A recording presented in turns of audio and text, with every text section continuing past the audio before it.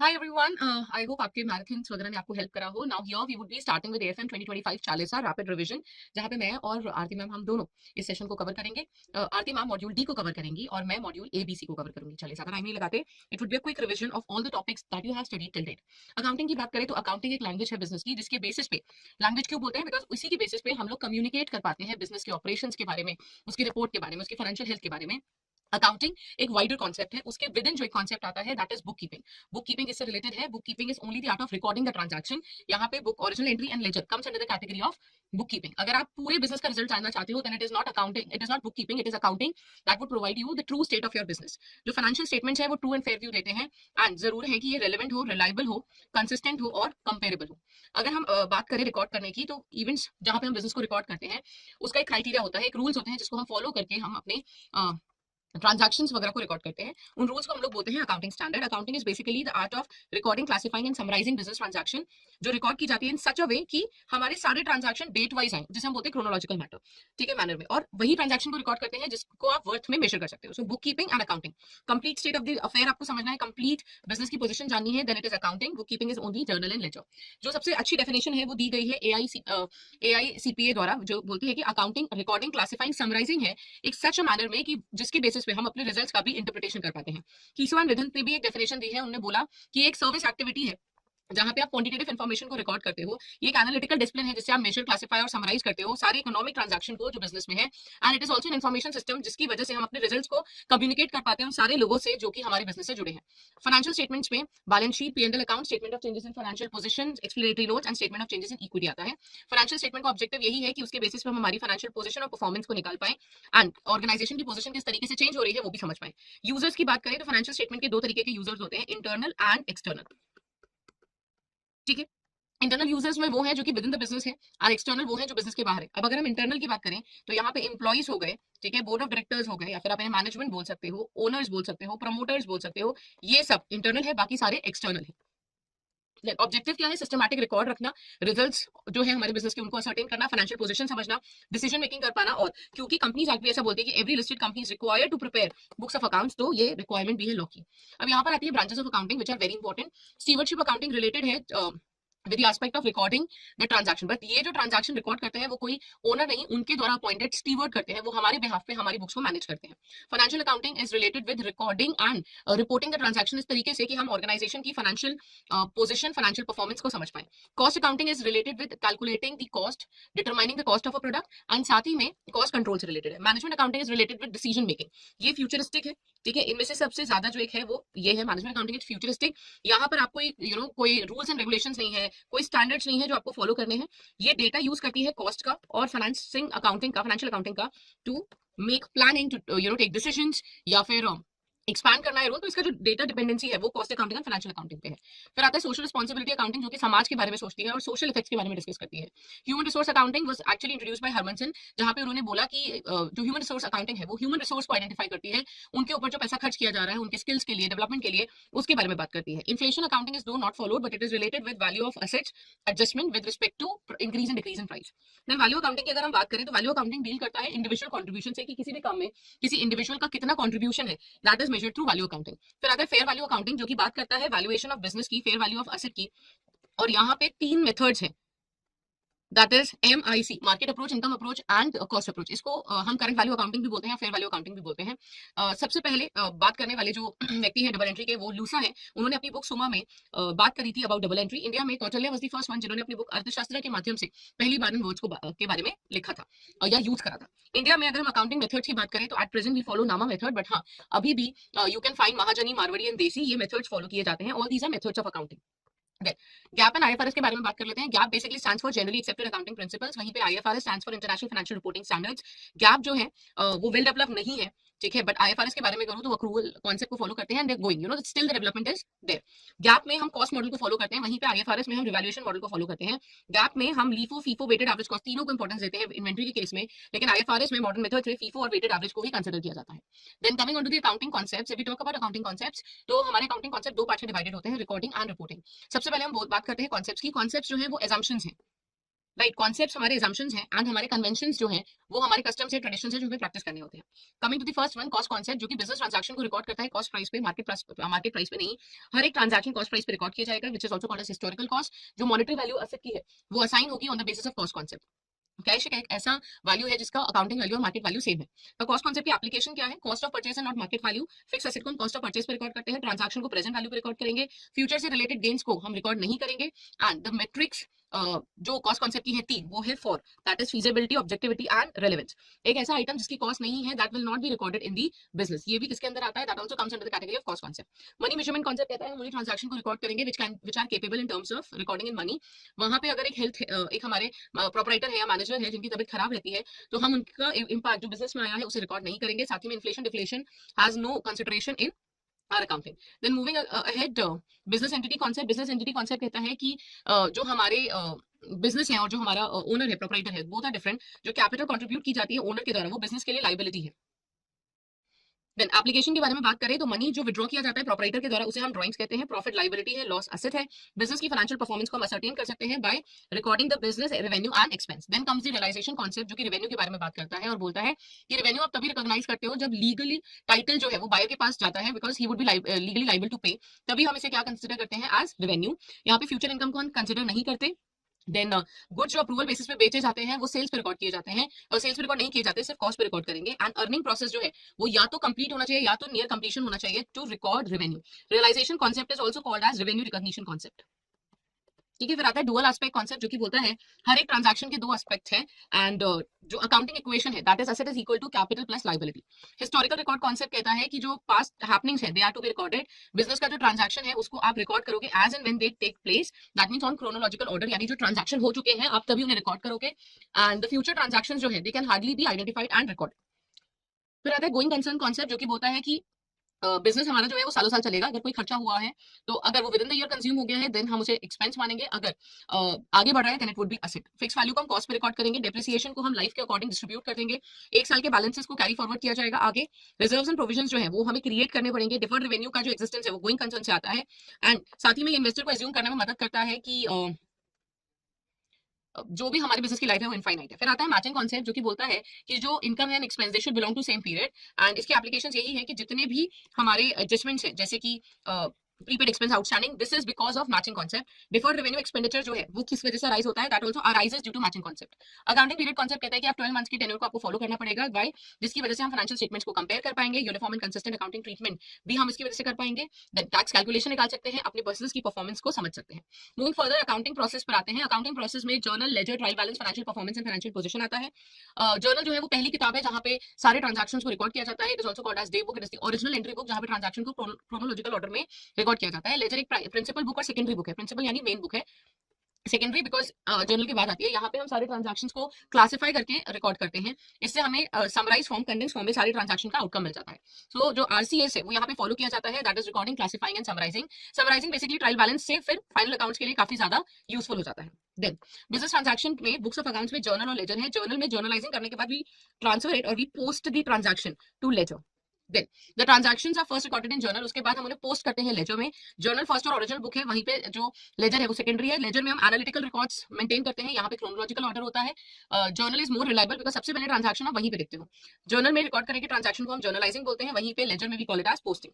Now balancing का मतलब क्या होता है? Equalizing the two sides. Now for example this is debit side and credit side. तो जहां पर भी बैलेंस ज्यादा है, फॉर एग्जांपल अगर डेबिट का बैलेंस ज्यादा है क्रेडिट से, तो वो डेबिट बैलेंस होगा, और अगर क्रेडिट का बैलेंस ज्यादा है then it would be credit. ठीक है, देन देयर आर जो हमारे गोल्डन रूल्स हैं वो एक बार देख लेते हैं। नंबर वन, सो बेसिकली हमारे जो अकाउंट्स है ना वो दो पार्ट में डिवाइडेड है, पर्सनल एंड इम्पर्सनल। पर्सनल में हमारे नेचुरल, आर्टिफिशियल और रिप्रेजेंटेटिव आते हैं। इम्पर्सनल में रियल और नॉमिनल आते हैं। जो रूल है वो पर्सनल का एक है, बट रियल और नॉमिनल का अलग अलग रूल है। रियल का रूल है debit what comes in, credit what goes out. Personal का रूल है debit the receiver, credit the giver. Nominal account का रूल है debit the expenses of business, credit the income and gain. अगर asset हमारा increase होता है, expense अगर increase होता है तो हम डेबिट करते हैं, डिक्रीज होता है तो क्रेडिट करते हैं। LIC that is liability, income and capital increase होती है तो हम क्रेडिट करते हैं, डिक्रीज होते हैं तो हम डेबिट करते हैं। देन ये हमारे टाइप्स ऑफ अकाउंट्स है। फॉर एग्जांपल अगर हम पर्सनल अकाउंट्स की बात करें तो बैंक एक आर्टिफिशियल पर्सन है, बैंक लोन एक आर्टिफिशियल पर्सन है, देन टाटा आयरन से कंपनी है, ये भी पर्सनल में आएगा, संतोष एक इंडिविजुअल है। तो जितने भी व्यक्ति हैं चाहे वो नेचुरल हो या फिर वो आर्टिफिशियल हो, they will come under the category of personal account. हाँ, जैसे rent outstanding, prepaid, accrued and unearned, ये सभी पर्सन में आएगा। रियल अकाउंट्स में plant and machinery, investor, land and building, stock in hand, bills receivable, trademark, cash आएगा। Nominal account में आपके सारे expense, loss, then your income and gain आएगा। ठीक है, मूविंग फर्दर अगर हम कैश बुक की बात करें, cash book is basically subsidiary book जहां पे cash receipts and cash payments दोनों को हम कवर करते हैं। Cash book journal plus ledger दोनों का काम देखता है, यानी यहाँ पर आप सिर्फ और सिर्फ ऐसा नहीं कि लेजर रिकॉर्ड करोगे, you will also record journal as well, right. So it is basically subsidiary book जहां जर्नल एंड लेजर दोनों को रिकॉर्ड किया जा सकता है।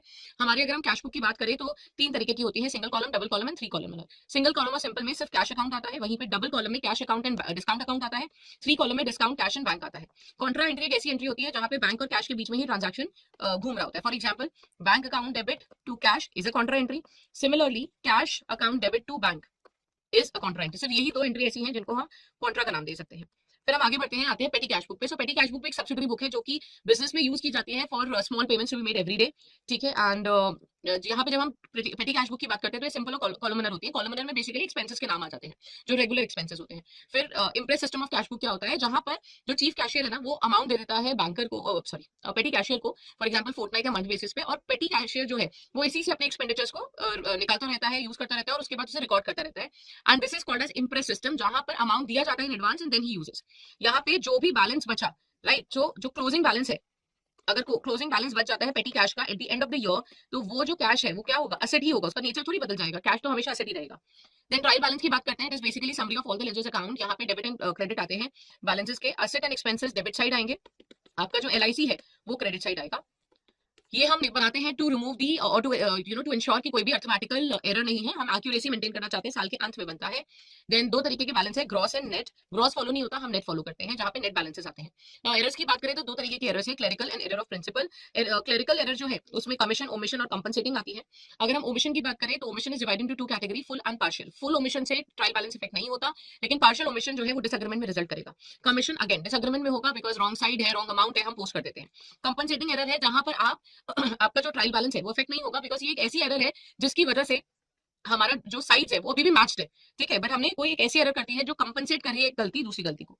देन एरर ऑफ प्रिंसिपल ऐसी एरर्स है जो कि ऑब्जर्व की जा रही है because of not following the accounting principles correctly, again they are not going to affect the trial balance. तो हमारी जो इफेक्ट करेंगी वो एक होगा पार्शियल ओमिशन, ठीक है, अगर आपका पार्शियल ओमिशन हुआ है या कमीशन की गलती है तो आपका डिसएग्रीमेंट होगा ट्रायल बैलेंस में, otherwise agreement would be there. Now in order to understand rectification of errors, यहाँ पे हमें समझना पड़ेगा कि कैसी एरर्स है। तो रेक्टिफिकेशन ऑफ एरर्स में अगर बुक क्लोज नहीं हुई है, यानी अगर मेरी वन साइडेड एरर है तो मैं उसको सिंपली लोकेट करके रेक्टिफाई कर दूंगी by doing the correct posting, अलग से कोई एंट्री पास करने की जरूरत नहीं है। अगर ट्रायल बैलेंस के बाद मुझे वन साइडेड एरर मिलती है तो मुझे इसे ट्रांसफर करना पड़ेगा सस्पेंस अकाउंट में। अगर टू साइडेड एरर है then definitely I have to pass a rectification entry. And अगर बुक्स क्लोज हो गई हैं तो मुझे ये चेक करना पड़ेगा कि जो बुक्स क्लोज हुई हैं, बुक्स तो क्लोज हो गई तो वो नेचर क्या है, क्या वो मेरे नॉमिनल अकाउंट्स को इंपैक्ट कर रही है। अगर आंसर आता है यस की जो एरर है वो मेरे नॉमिनल अकाउंट्स को इंपैक्ट कर रही है, then profit and loss adjustment account के थ्रू मुझे उसे रेक्टिफाई करना पड़ेगा, बिकॉज नॉमिनल अकाउंट्स जो है मतलब पीएनएल जो है वो ऑलरेडी क्लोज हो चुका है, मैं अपने प्रॉफिट को इंपैक्ट नहीं कर सकती, इसीलिए मैं profit and loss adjustment account open करूंगी और जो रेक्टिफाई करके बैलेंस आया है I transfer it to capital account, ठीक है, जिससे एक्यूरेसी मेंटेन रहे और मेरे करंट ईयर के जो प्रॉफिट है वो इंपैक्ट ना हो, that is why transfer it to capital account. Personal account अगर एरर है तो then I can carry forward it to the next year, but हाँ नॉमिनल अकाउंट में I can not carry forward, मैं उसको प्रॉफिट एंड लॉस एडजस्टमेंट से rectify करने की कोशिश करूंगी। देन डेप्रिसिएशन की बात करते हैं। डेप्रिसिएशन में depreciation is basically your operating cost and is a non cash expense. यहाँ पे जनरली वियर एंड टियर वगैरह आपको मिल जाता है, ऑब्सोलीट यानी टेक्नोलॉजी की वजह से हो जाता है। डेप्रिसिएशन की जरूरत है to know the correct profit and correct financial position, और साथ ही में हम हमारे पुराने जो एसेट है उसको रिप्लेस करने के लिए प्रोविजन बना पाए, इसलिए भी जरूरी है। स्ट्रेट लाइन मेथड एक मेथड है डेप्रिसिएशन का जहां पे इक्वल डेप्रिसिएशन चार्ज किया जाता है रिटर्न डाउन वैल्यू में। यहाँ पे एक और चीज, यहाँ पर हम ओरिजिनल कॉस्ट को यूज करते हैं, सो ओरिजिनल कॉस्ट पे डेप्रिसिएशन लगता है, यहाँ पर रिटर्न डाउन वैल्यू में रिटर्न डाउन वैल्यू पे डेप्रिसिएशन लगता है। एसएलएम वहां फॉलो किया जाता है जहां पे एसेट की यूटिलिटी इनिशियल ईयर्स में काफी ज्यादा है बट लेटर ईयर्स में कम है, वहीं पर एसएलएम उन जगहों पे यूज किया जाता है जहां पे एसेट जो है ओवर द ईयर्स कॉमन तरीके से यूज किया जाएगा, ठीक है, कंसिस्टेंस उसकी परफॉर्मेंस रहेगी। डब्ल्यूटीवी में डेप्रिसिएशन रिटर्न डाउन वैल्यू पे लगता है ना कि उसकी ओरिजिनल कॉस्ट पे। देन जो हमारा एसएलएम है वो सिंपल एंड इजी है। इसका जो एक्सपेंडिचर है वो इनिशियल ईयर्स में कम होता है बट लेटर ईयर्स में ज्यादा हो जाता है, और डेप्रिसिएशन तो हर बार बराबर ही है, जिसकी वजह से लेटर ईयर्स में जो डेप्रिसिएशन और रिपेयर्स का बैलेंस काफी बिगर अमाउंट हो जाता है। Written down values followed by Ind AS, it is recommended by income tax act and companies act. जो टोटल एक्सपेंडिचर है रिपेयर रिन्यूअल वगैरह पे वो इनिशियल ईयर्स में कम होता है बट डेप्रिसिएशन ज्यादा होता है। लेटर ईयर्स में रिपेयर का एक्सपेंस बढ़ जाता है बट डेप्रिसिएशन कम हो जाता है, तो एक बैलेंस अमाउंट रहता है। इसका जो डिसएडवांटेज है वो ये है कि एसेट की value can never be reduce to zero, कभी भी फुली डेप्रिशिएट नहीं हो पाएगा। फिर आता है unit of production method. Unit of production method usage based method है, जहां पर हम लोग यूटिलिटी के बेसिस पे डेप्रिसिएशन को कंसिडर करते हैं, यानी कितना यूसेज है उसके बेसिस पे डिटरमाइन किया जाता है। इसका ड्रॉबैक बस यही है कि आपको बहुत रिकॉर्ड्स मेंटेन करके रखने पड़ते हैं। इसका फॉर्मूला क्या होता है? Actual production or usage during the period divided by total expected production or usage during the life of the asset into total depreciable amount of the asset. Then sum of the year digit method की अगर हम बात करें तो ये एक digit based method है, जहां पर आप जब एसेट का डेप्रिसिएशन एलोकेट करेंगे तो सम करके करेंगे, यानी अगर एसेट की लाइफ 3 इयर्स है तो इसका जो डिनोमिनेटर है वो ऐसे बनेगा, लाइफ को आपको ऐड करना पड़ेगा। फर्स्ट ईयर का जो डेप्रिसिएशन है वो 3/6 हो जाएगा बिकॉज इसका सम 6 है, सेकंड ईयर का 2/6 एंड थर्ड ईयर का 1/6। तो एलोकेशन जो किया जाता है that is done on the basis of sum of the life of the asset. Then accounting standards in AS 10, in AS 16 and AS 10 talks about the recognition of three methods of depreciation. तीन ही method है जो AS record करते हैं Indians, वो है आपका straight line method, diminishing या WDV method, या फिर unit of production method. Now sinking fund का क्रिएशन भी किया जाता है। It is created with the purpose of replacing the asset. आप पैसे को एडवांस में जोड़ के रखना शुरू कर देते हो। जब हम एसेट की बात करते हैं तो टैंजिबल एसेट डेप्रिशिएट होते हैं और इनटैंजिबल एसेट अमोर्टाइज होते हैं। अमोर्टाइजेशन भी सिस्टमैटिक एलोकेशन ही है इनटैंजिबल एसेट का over it's useful life. India 38 बोलता है कि जो इनटैंजिबल एसेट है वो आइडेंटिफाइबल नॉन मॉनेटरी एसेट है, जिसका कोई भी फिजिकल एक्जिस्टेंस नहीं है। साइंटिफिक और technical knowledge, design and implementation of new process system, ये सब एग्जांपल है इनटैंजिबल एसेट के, जैसे motion picture film, marketing rights, fishing licence, copy rights, computer software, all these are example of your intangible asset. फिर हम आते हैं हमारे एक्सपेंस पे। एक्सपेंस जो है वो कैपिटल है या रेवेन्यू, वो डिपेंड करता है नेचर के ऊपर, इफेक्ट के ऊपर और बेनिफिट के ऊपर। अगर कोई एक्सपेंस रेकरिंग इन नेचर है तो वो रेवेन्यू एक्सपेंस है, नॉन रेकरिंग है तो वो कैपिटल एक्सपेंस है। बट हाँ, हमें ध्यान रखना पड़ेगा कि मटीरियलिटी को भी हमें देखना पड़ेगा। जैसे एक जो वॉल क्लॉक है वो 500 रुपए की है, वो नॉन रेकरिंग एक्सपेंडिचर है, बट क्योंकि उसकी वैल्यू बहुत कम है, उसका अमाउंट बहुत मार्जिनल है, we consider it as revenue expense because वो हमको इनकम जनरेट करके नहीं देती। फिर आता है effect on revenue earning capacity. Revenue expenditure जो है वो हमें करंट ईयर में इनकम जनरेट करने में मदद नहीं करते, लाइक डायरेक्टली कोई कंट्रीब्यूशन नहीं देते। बट अगर हम वहीं पे बात करें कैपिटल एक्सपेंडिचर की तो वो हमें इनकम जनरेट करने में मदद करते हैं over more than 1 year. Benefit from expenditure short duration है, capital expenditure is more than a year, that is long duration. Now capital expenditure cost की बात करें तो दो पार्ट्स में डिवाइडेड है, initial cost and subsequent cost. Initial cost होता है at the time of purchase and after the asset is in use. Purpose क्या है? तो बेसिकली हम एसेट को एक्वायर करने के लिए जो कॉस्ट करते हैं, जैसे परचेज प्राइस, फ्रेट, इंस्टॉलेशन, ठीक है, ये सब किसके अंदर आएगा? इनिशियल कॉस्ट में। Subsequent cost is basically done to maintain और इंप्रूव द परफॉर्मेंस, यानी अगर एसेट की लाइफ बढ़ रही है, एफिशिएंसी बढ़ रही है ना, उसकी जो एक्टिविटी है वो एनहांस हो रही है, तो फिर in that case we will consider it as the capital cost. For example major repair, replacement of engine, major inspections that is done, major overhauling that is done, that would come under subsequent cost. जैसे कि site preparation, testing cost, professional fees, research and development cost, ये सभी किसमें आता है? Capital expenditure में। Then ऐसी cost जो कि कैपिटल एक्सपेंडिचर नहीं कवर की जाती बट रेवेन्यू मानी जाती है, वो कॉस्ट है जो कि हमें लॉन्ग टर्म का बेनिफिट नहीं प्रोवाइड करती but day to day basis पे कवर की जाती है। मेंटेनेंस कॉस्ट, जैसे servicing cost, labour, consumables etcetera. Now जैसे for example advertising a new product, तो अगर आप एक्सपेंडिचर कर रहे हो फॉर अ न्यू प्रोडक्ट, ठीक है, जैसे लॉन्च कैंपेन आपने करा तो वो रेवेन्यू एक्सपेंडिचर है। अगर नई ब्रांच खोलने के लिए आपने कोई लीगल एक्सपेंस करा है देन वो आपके लिए रेवेन्यू एक्सपेंडिचर है। अगर आप रीऑर्गेनाइज कर रहे हो, रिलोकेट कर रहे हो, again that is a revenue expenditure. Internally generated intangibles जिनको आप मेजर नहीं कर सकते हो, दैट इज रेवेन्यू। लेकिन ऐसे इनटैंजिबल्स, इंटरनली जनरेटेड इनटैंजिबल जो कि असेट क्रिएशन करें, वो कैपिटल एक्सपेंडिचर की कैटेगरी में आएंगे। Then distinction between capital and revenue अगर करें तो capital expenditure is usually small in nature, sorry capital expenditure is usually large in nature, revenue small है। इन ये अर्निंग कैपेसिटी को enhance करते हैं, ये हमारी वर्किंग कंडीशन को मैनेज करते हैं फिक्स एसेट की। इनका बेनिफिट लॉन्गर ड्यूरेशन के लिए, इनका बेनिफिट शॉर्टर ड्यूरेशन के लिए। It is non recurring, it is recurring, ये बैलेंस शीट में जाते हैं और ये P&L अकाउंट में जाते हैं। देन अगर हम बात करें नेक्स्ट चीज है तो वो है रिसीट्स की। हमारी रिसीट्स भी दो पार्ट में डिवाइडेड है, that is capital receipt and revenue receipt. Capital receipt जो है वो नॉन रेकरिंग है एंड आर लॉन्ग टर्म, जैसे फॉर एग्जांपल इक्विटी रेस करना, प्रेफरेंस रेस करना, असेट को बेच देना, तो ये रेकरिंग नहीं है नेचर में, मतलब बार बार फ्रीक्वेंटली आप जाके कैपिटल नहीं रेस कर सकते हो। ग्रांट अगर आपको मिल रही है, गवर्नमेंट ग्रांट है, सरकार थोड़ी हर महीने आपको ग्रांट दे रही होगी, सो गवर्नमेंट ग्रांट जो है जो आपको मिल रही है, आपने मशीन बेच दी, इक्विटी से रेस करा, that is your capital receipts. ये P&L के अकाउंट रूट नहीं होती, लेकिन हाँ जैसे अगर आपने असेट बेचा है, सेल ऑफ असेट है, तो yes for instance that would come in P&L, but then इसके अलावा जो है कोई भी रिसीट जो है वो P&L के थ्रू रूट नहीं होती। रेवेन्यू रिसीट की अगर हम बात करें, रेवेन्यू रिसीट जो डे टू डे ऑपरेशन से आती है, रेगुलर बिजनेस से आती है, जिसकी कोई जो फ्यूचर ऑब्लिगेशन नहीं लेकर आती, जैसे हमारी सेल्स जो हम कर रहे हैं, सर्विस इनकम या फिर रेंट मिल रहा है, कमीशन मिल रहा है, ये सब जो कि रेकरिंग इन नेचर है, regular day to day business से रिलेटेड है, वो आती है हमारे रेवेन्यू रिसीट के अंदर। They are recorded in profit and loss account. Then bill of exchange की बात करते हैं। बिल ऑफ एक्सचेंज एक इंस्ट्रूमेंट है that is in writing sign by the maker, जहां पे अनकंडीशनल ऑर्डर है to pay a certain sum of money and money only, जो पर्सन के लिए बनाया जाता है, राइट, ये उसी को मिलता है या फिर बियरर को मिलता है, और डेट फिक्स होती है, उसी डेट पे मिलेगा। तीन पार्टीज इन्वॉल्व है, ड्रॉ, ड्रॉई एंड पेई। ड्रॉ जो कि हमारा सेलर है जो कि बिल ड्रॉ कर रहा है, ड्रॉई जो कि हमारा बायर है जिसे पैसे पे करने हैं, एंड पेई जो कि रिसीवर है जिसे पेमेंट मिलेगा। देन बिल ऑफ एक्सचेंज में ऐसा नहीं है कि हर हर बात ऑनर हो जाए, यहाँ पे अलग अलग कंडीशन है। जैसे फॉर एग्जाम्पल पहला, अगर बिल जो है वो ड्यू डेट पे ऑनर कर दिया गया, so honouring of the bill of exchange, which means जहां पे ड्यू डेट पे बिल को ऑनर कर दिया गया, तो पहली एंट्री तो यही होगी, debtor to sale, then bill receivable to debtor and cash account debit to bills receivable. Opposite side में purchase, creditors to bill payable and bills payable to cash. Now यहां से थोड़ा सा इंपॉर्टेंट पार्ट शुरू होता है। अगर डिस्काउंट करवाया है ड्रॉर ने फ्रॉम बैंक, राइट, तो उस केस में ये दो एंट्री तो बिल्कुल सेम है, बट हाँ, डिस्काउंटिंग वाले दिन बी अपनी यानी डेटर अपनी बुक्स में कोई भी एंट्री नहीं करेगा, ए एंट्री करेगा as bank account debit, discount account debit to bills receivable. ठीक है, यहाँ पर जब बिल्स पेबल को हम कैश में कन्वर्ट कर रहा है, तो जो क्रेडिटर है उसको तो कोई भी एंट्री नहीं करनी, बट हाँ, जो डेटर है, डेटर अपनी एंट्री पास करेगा as bills payable to bank. फिर हम आते हैं टर्म्स ऑफ एंडोर्समेंट। एंडोर्समेंट का मतलब होता है कि जब हम हमारे बिल को फॉरवर्ड कर रहे हैं टू अ थर्ड पार्टी। यहां तक तो सेम है, लेकिन एंडोर्समेंट के केस में एंट्री क्या होगी, जो थर्ड पार्टी है जिसको हम अपना बिल फॉरवर्ड कर रहे हैं, that is creditor to bills receivable, यहाँ पर डेटर कोई एंट्री नहीं करेगा, और मेच्योरिटी में क्रेडिटर कोई एंट्री नहीं करेगा, बट हमारे जो डेटर है वो एंट्री करेंगे। नाउ रिटायरिंग का मतलब होता है जहां पर हमारे जो बायर एंड सेलर है वो दोनों आपस में म्यूचुअल अग्रीमेंट करते हैं, एंड बायर ड्यू डेट से पहले बिल को इन कैश कर देते हैं। तो इस केस में जो वर्ड यूज किया जाता है वो होता है रिबेट, जो कि हमारे सेलर के लिए नुकसान होता है लेकिन बायर के लिए बेनिफिशियल होता है, इसलिए वो क्रेडिट कर देते हैं। देन डिसऑनर की बात करते हैं। डिसऑनर का तो बेस्ट केस है, हमेशा डेटर को आपको क्या करना पड़ेगा, डेबिट करना पड़ेगा। तो debtor account would be debited. अब डिपेंड करता है ट्रांजैक्शन कौन सा है। देखो, अगर बिल को आपने मेच्योरिटी तक रखा था तो बिल रिसीवेबल आ जाएगा, एंडोर्स करा था तो थर्ड पार्टी का नाम हो जाएगा, और अगर बैंक से डिस्काउंट करवाया था तो टू बैंक अकाउंट आ जाएगा। एक केस और है जहां पे अगर आप बैंक बिल जो है वो दे देते हो बैंक को for the purpose of collection. कई बार ऐसा भी देखा जाता है कि जो बैंक है ना वो कलेक्शन करने के लिए चला जाता है, तो वहां पर जब कलेक्शन के लिए जाता है तो कलेक्शन की जो एंट्री होगी वो क्या होगी, bill send for collection account debit to bills receivable.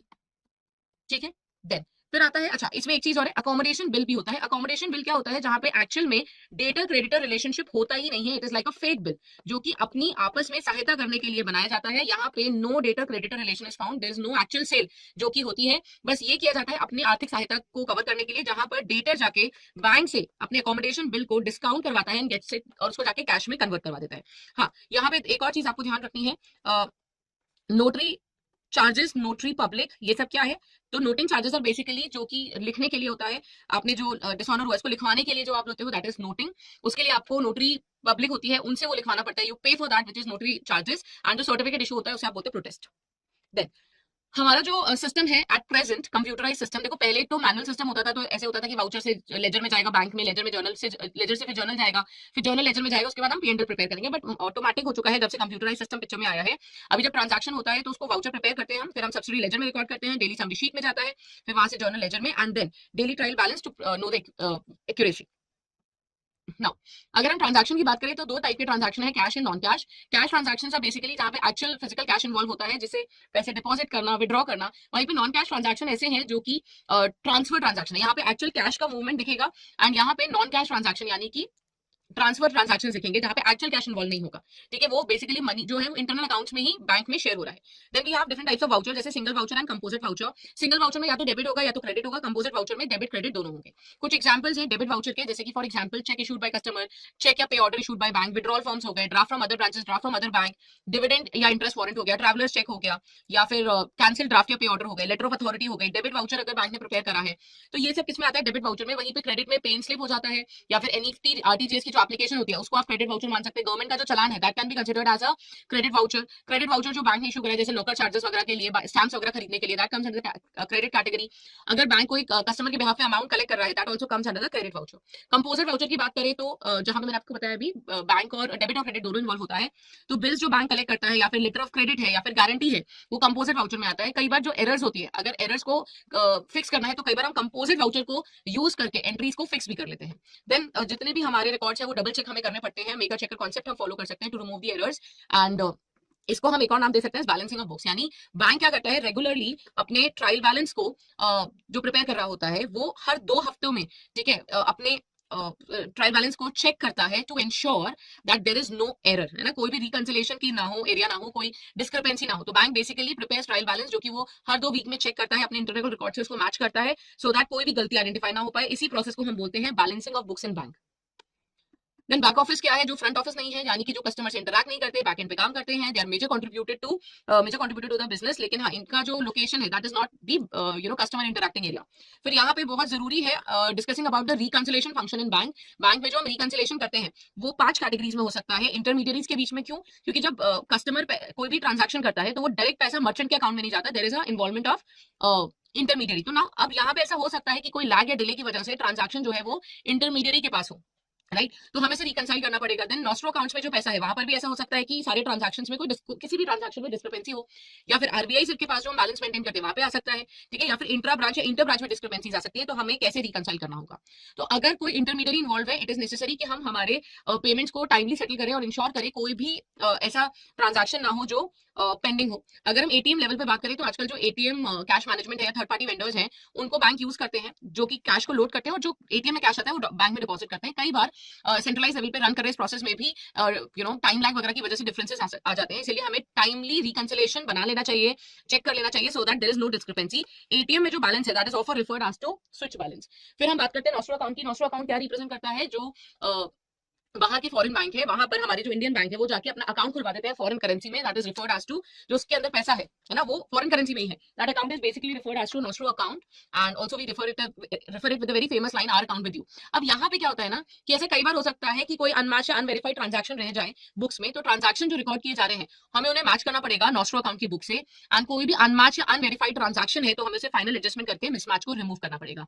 तो हमें चेक करनी पड़ेगी डोमेस्टिक बुक और नॉस्ट्रो अकाउंट की एंट्रीज, वहां पे जो भी अनमैच एंट्रीज मिल रही है उसे रेज करेंगे एंड फॉरेन एक्सचेंज ट्रांजैक्शंस को रिकंसाइल करेंगे और उसके बाद उसे इंप्रूव कर देंगे। Now reconciliation of bank accounts with RBI and other bank. अब बैंक्स जो है वो आरबीआई के पास कुछ ब्रांचेस जो है वो आरबीआई के पास अकाउंट मेंटेन करती हैं with respect to CRR maintenance, या फिर reverse and repo and reverse repo, या फिर सीआरआर हो गया, या फिर करेंसी टेस्ट ऑपरेशन हो गए। तो जरूरी है कि जो few branches which are designated to maintain accounts with RBI ये अपने अकाउंट्स को रिकंसाइल करते रहे, जहां से ये आरबीआई की वेबसाइट से they can download the statement, उसके बाद वो रिकंसिलेशन स्टेटमेंट बना सकते हैं कि कहाँ पे कोई प्रॉब्लम है। They can follow maker checker concept and identify and resolve the reconciliation item. 3 चीजें हैं जो हमें ध्यान रखनी पड़ेंगी। कैश ट्रांजैक्शन जो कि अभी तक अकाउंट नहीं हो पाए, अनरिस्पॉन्डेंट है, कोई भी रेवेन्यू आइटम्स जिसको एडजस्टमेंट या राइट ऑफ की जरूरत है, या फिर कोई भी old outstanding balance.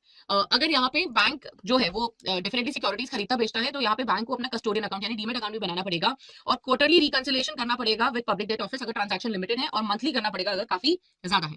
Balances with other institution and bank other than RBI. यहाँ पे जो की फोकस एरिया होगा वो सेम वही होगा, रेवेन्यू आइटम्स होंगे, क्लियरिंग है और outstanding checking and cheques and bill है। नाउ इंट्रा ब्रांच एंट्रीज यहाँ से काफी इंपॉर्टेंट हो जाता है, और इंटर तो सबसे ज्यादा इंपॉर्टेंट है। तो अगर आप अभी देखो तो रिकंसिलेशन इंट्रा ब्रांच में बात करें तो बहुत कम हो गए हैं because of the automation and computerisation. तो मैनुअल ट्रांजैक्शंस में जो हमारी इंटर ब्रांच एंट्रीज थी वो थोड़ी सी वहां पे रेड फ्लैग्स मिल जाते थे, बट कंप्यूटर आने की वजह से वो काफी कम हो गए। बट एक परसिस्टेंट इशू जो है वो है suspense and sundry deposit account, जो कि एक टेम्पररी अकाउंट है, बना दिया जाता है to record all those transactions जो को हम अभी रही सही हेड में क्लासिफाई नहीं कर पा रहे। ये जो सस्पेंस अकाउंट है ये अदर एसेट में जाएगा बैंक की बैलेंस शीट में, एंड अगर इसकी जरूरत नहीं पड़ती अगर अकाउंट्स प्रॉपर्ली मेंटेन किए जाते हैं। तो सस्पेंस अकाउंट में हम यूजुअली वो ट्रांजैक्शंस रिकॉर्ड करते हैं जो कि अनआइडेंटिफाइड है, this is important. Unidentified transactions है, डेबिट बैलेंस है जो पेंडिंग रिकंसिलेशन पेमेंट्स की वजह से आए हैं, या फिर फ्रॉड रिलेटेड लॉस है जो अभी तक जिनका हमने एडजस्टमेंट नहीं करा। इट इज रियली एसेंशियल कि आप इसको सॉर्ट करें। क्यों? क्योंकि अगर नहीं करते तो ऐसा हो सकता है कि जो फ्रॉडस्टर्स हैं वो डेबिट एंट्रीज पास करके इस पैसे को किसी और पर्पस के लिए यूज कर लें। इसीलिए जो फ्रॉड्स है, एरर्स है, उनको हटाने के लिए it is essential that we reconcile them. फिर आता है reconciliation of inter branch. Inter branch का मतलब होता है एक ब्रांच से दूसरी ब्रांच या फिर हेड ऑफिस में हो रहे ट्रांजैक्शन, इनको हम इंटर ऑफिस अकाउंट्स भी बोलते हैं एंड ब्रांच एडजस्टमेंट अकाउंट भी बोलते हैं। इनको बहुत जरूरी है सॉर्ट करना, ठीक है। तो ब्रांच एडजस्टमेंट अकाउंट प्रिपेयर कर सकते हो आप, या फिर इंटर ऑफिस अकाउंट प्रिपेयर कर सकते हो। नाउ यहाँ पे अगर आप इंटर ऑफिस अकाउंट की बात करो तो इसका जो बैलेंस है वो या तो डेबिट हो सकता है या तो क्रेडिट हो सकता है। डेबिट है वो एसेट साइड में आएगा, क्रेडिट जो है अदर लाइबिलिटीज एंड प्रोविजन की साइड में आएगा, ठीक है। नाउ रिकंसाइल करने की बात करें तो इंटर ऑफिस ट्रांजैक्शन में जो डिफरेंसेस आ रहे हैं वो टाइम लैग की वजह से आ सकते हैं, या फिर किसी रीजन की वजह से आ सकते हैं जो अनअकाउंटेड रह गया है। अगर हम आरबीआई गाइडलाइंस की यहाँ पे बात करें तो वो काफी इंपॉर्टेंट है। आरबीआई इंटर ऑफिस अकाउंट को हाई रिस्क अकाउंट कंसिडर करता है due to potential of being misused by people. It could also be a fraud risk factor, जहाँ पे हाईली फ्रॉडेंट ट्रांजैक्शंस मिल सकते हैं आपको, because people would like to do it because they want to hide the transaction. Financial misstatements की वजह से हो सकता है, मिस अप्रोप्रिएशन भी एक रीजन हो सकता है। आरबीआई ने यहाँ पे ऑब्जर्व करा है कि किस तरीके से इंटर ऑफिस ट्रांजैक्शन में फ्रॉडलेंट प्रैक्टिस होती है, तो low cash and suspicious transactions देखे गए हैं, मिसयूज देखा गया है, then failure to use reference number दिया गया है, यानी कि यहाँ पे पॉइंटिंग अकाउंट्स जो होते हैं जिनका रेफरेंस नंबर होता है हमारे पास, वो यूज नहीं करते. There is non pointing account that is taken into picture. ठीक है, तो जो नॉन पॉइंटिंग अकाउंट्स है उनको यहाँ पे ध्यान दिया जाता है. ठीक है, so non pointing accounts are taken into picture, जिनका कोई भी रेफरेंस नंबर नहीं होता, जैसे आपके पास ट्रेल नहीं होगी ट्रांजैक्शन की. ठीक है, डमी एंट्रीज परफॉर्म कर देते हैं कई बार एंड ऑफसेट कर देते हैं ट्रांजैक्शन को. तो आपको pointing account non pointing account का ध्यान रखना है. पॉइंटिंग अकाउंट में रेफरेंस नंबर होता है, नॉन पॉइंटिंग में कोई भी रेफरेंस नंबर नहीं होता. देन आरबीआई ने गाइडलाइंस दी है for reconciliation of inter office account. उन्होंने बोला है कि bank must reconcile inter branch accounts with in 6 months. With in 6 months आपको रिकंसाइल करना पड़ेगा, जिसकी वजह से जो अनरिकंसाइल ट्रांजैक्शन है उनका इकट्ठा होना बच जाएगा. आपको जो ब्लॉक्ड अकाउंट्स है ना, जो which have been outstanding for more than 5 year, उनको भी मूव करना पड़ेगा टू ब्लॉक्ड अकाउंट. तो जितनी भी क्रेडिट एंट्रीज हैं that remain outstanding for more than 5 years, they have to be move to blocked account. ये जो ब्लॉक्ड अकाउंट है ये बैलेंस शीट में अदर लायबिलिटीज एंड प्रोविजंस में अपीयर होंगे, और जो ऑथराइज ऑफिशियल्स हैं वही इसका एडजस्टमेंट अप्रूव कर सकते हैं. फिर आता है कैटेगरी वाइज रिकंसिलेशन. आपको कैटेगरी वाइज रिकॉर्ड्स मेंटेन करके उनका रिकंसिलेशन करना पड़ेगा, जिससे आप ये इंश्योर करो कि एक जैसे ट्रांजैक्शन जो है वो नेट हो जाए. अगर हम प्रोविजंस की बात करें तो आरबीआई बोलता है जितने भी ऐसे डेबिट्स हैं जो कि अनरिकंसाइल्ड रहे हैं ओवर 6 मंथ्स, आपको उनके अगेंस्ट 100% प्रोविजन बनाना पड़ेगा. जो ब्लॉक्ड अकाउंट्स है उनके लिए आपको प्रोविजन प्रोसेस करना पड़ेगा. साथ ही में कोई भी अगर ऐसा ट्रांजैक्शन है तो आरबीआई इंस्ट्रक्ट करता है कि आप ओरिजिनल डेबिट्स को रूट करोगे related to head office through cash या fund transfer, purchase of security, या फिर फंड विड्रॉल्स, या फिर advances to inspection and staff member. तो यहाँ से हम लोग स्टार्ट करते हैं मॉड्यूल बी को, and let's quickly summarise the complete summary of your module B. So module B में first will start with balance sheet equation. Balance sheet equation is basically an equation which says that asset is equal to capital plus liability. Balance sheet equation में capital और liability का ही combination है. यहाँ पे एक चीज आपको ध्यान रखनी पड़ेगी, कैपिटल का मतलब क्या होता है, ओनर का क्लेम, वो जिसको हम नेटवर्थ भी बोलते हैं. Now which is capital plus reserve and surplus. Right, now यहाँ पे पेड अप कैपिटल आती है, रिजर्व एंड सरप्लस आती है, जिसको हम एक साथ बोलते हैं नेटवर्थ. एंड लायबिलिटीज जो है that is also called as claim of outsiders. Business entity के लिए बिजनेस और ओनर अलग अलग है, और हम उन्हीं ट्रांजैक्शंस को रिकॉर्ड करते हैं जो कि बिजनेस के पॉइंट ऑफ व्यू से होते हैं, यानी जो भी ऑर्गेनाइजेशन से रिलेटेड ट्रांजैक्शन है उन्हीं को रिकॉर्ड करेंगे. नेटवर्थ क्या रिप्रेजेंट करता है, it is basically the liability of business towards the owner. ठीक है, बैलेंस शीट इक्वेशन आपके सामने दी हुई है. यहाँ पे ये पॉइंट इंपॉर्टेंट है that capital plus reserve and surplus is equal to net worth. Then equation is important. Then moving to our next chapter, that is final accounts. साल के अंत में प्रिपेयर किए जाते हैं बिजनेस की फाइनेंशियल परफॉर्मेंस और पोजीशन को जानने के लिए. सबसे पहले हम जर्नल बनाते हैं, फिर लेजर बनाते हैं, लेजर को बैलेंस करते हैं, बैलेंस के बाद ट्रायल बैलेंस में पहुंचते हैं. ट्रायल बैलेंस में अगर कोई मैथमेटिकल एरर होती है तो उसको करेक्ट करके एडजस्टेड प्रपोज एडजस्टमेंट्स करते हैं और एडजस्टेड अकाउंट्स बनाते हैं. ये एडजस्टेड अकाउंट बैलेंसेस हम फॉरवर्ड कर देते हैं to our financial statement which is P and L, trading P and L और बैलेंस शीट. ठीक है, ये जो एडजस्टिंग एंट्रीज है इनको भी हम पास करते हैं.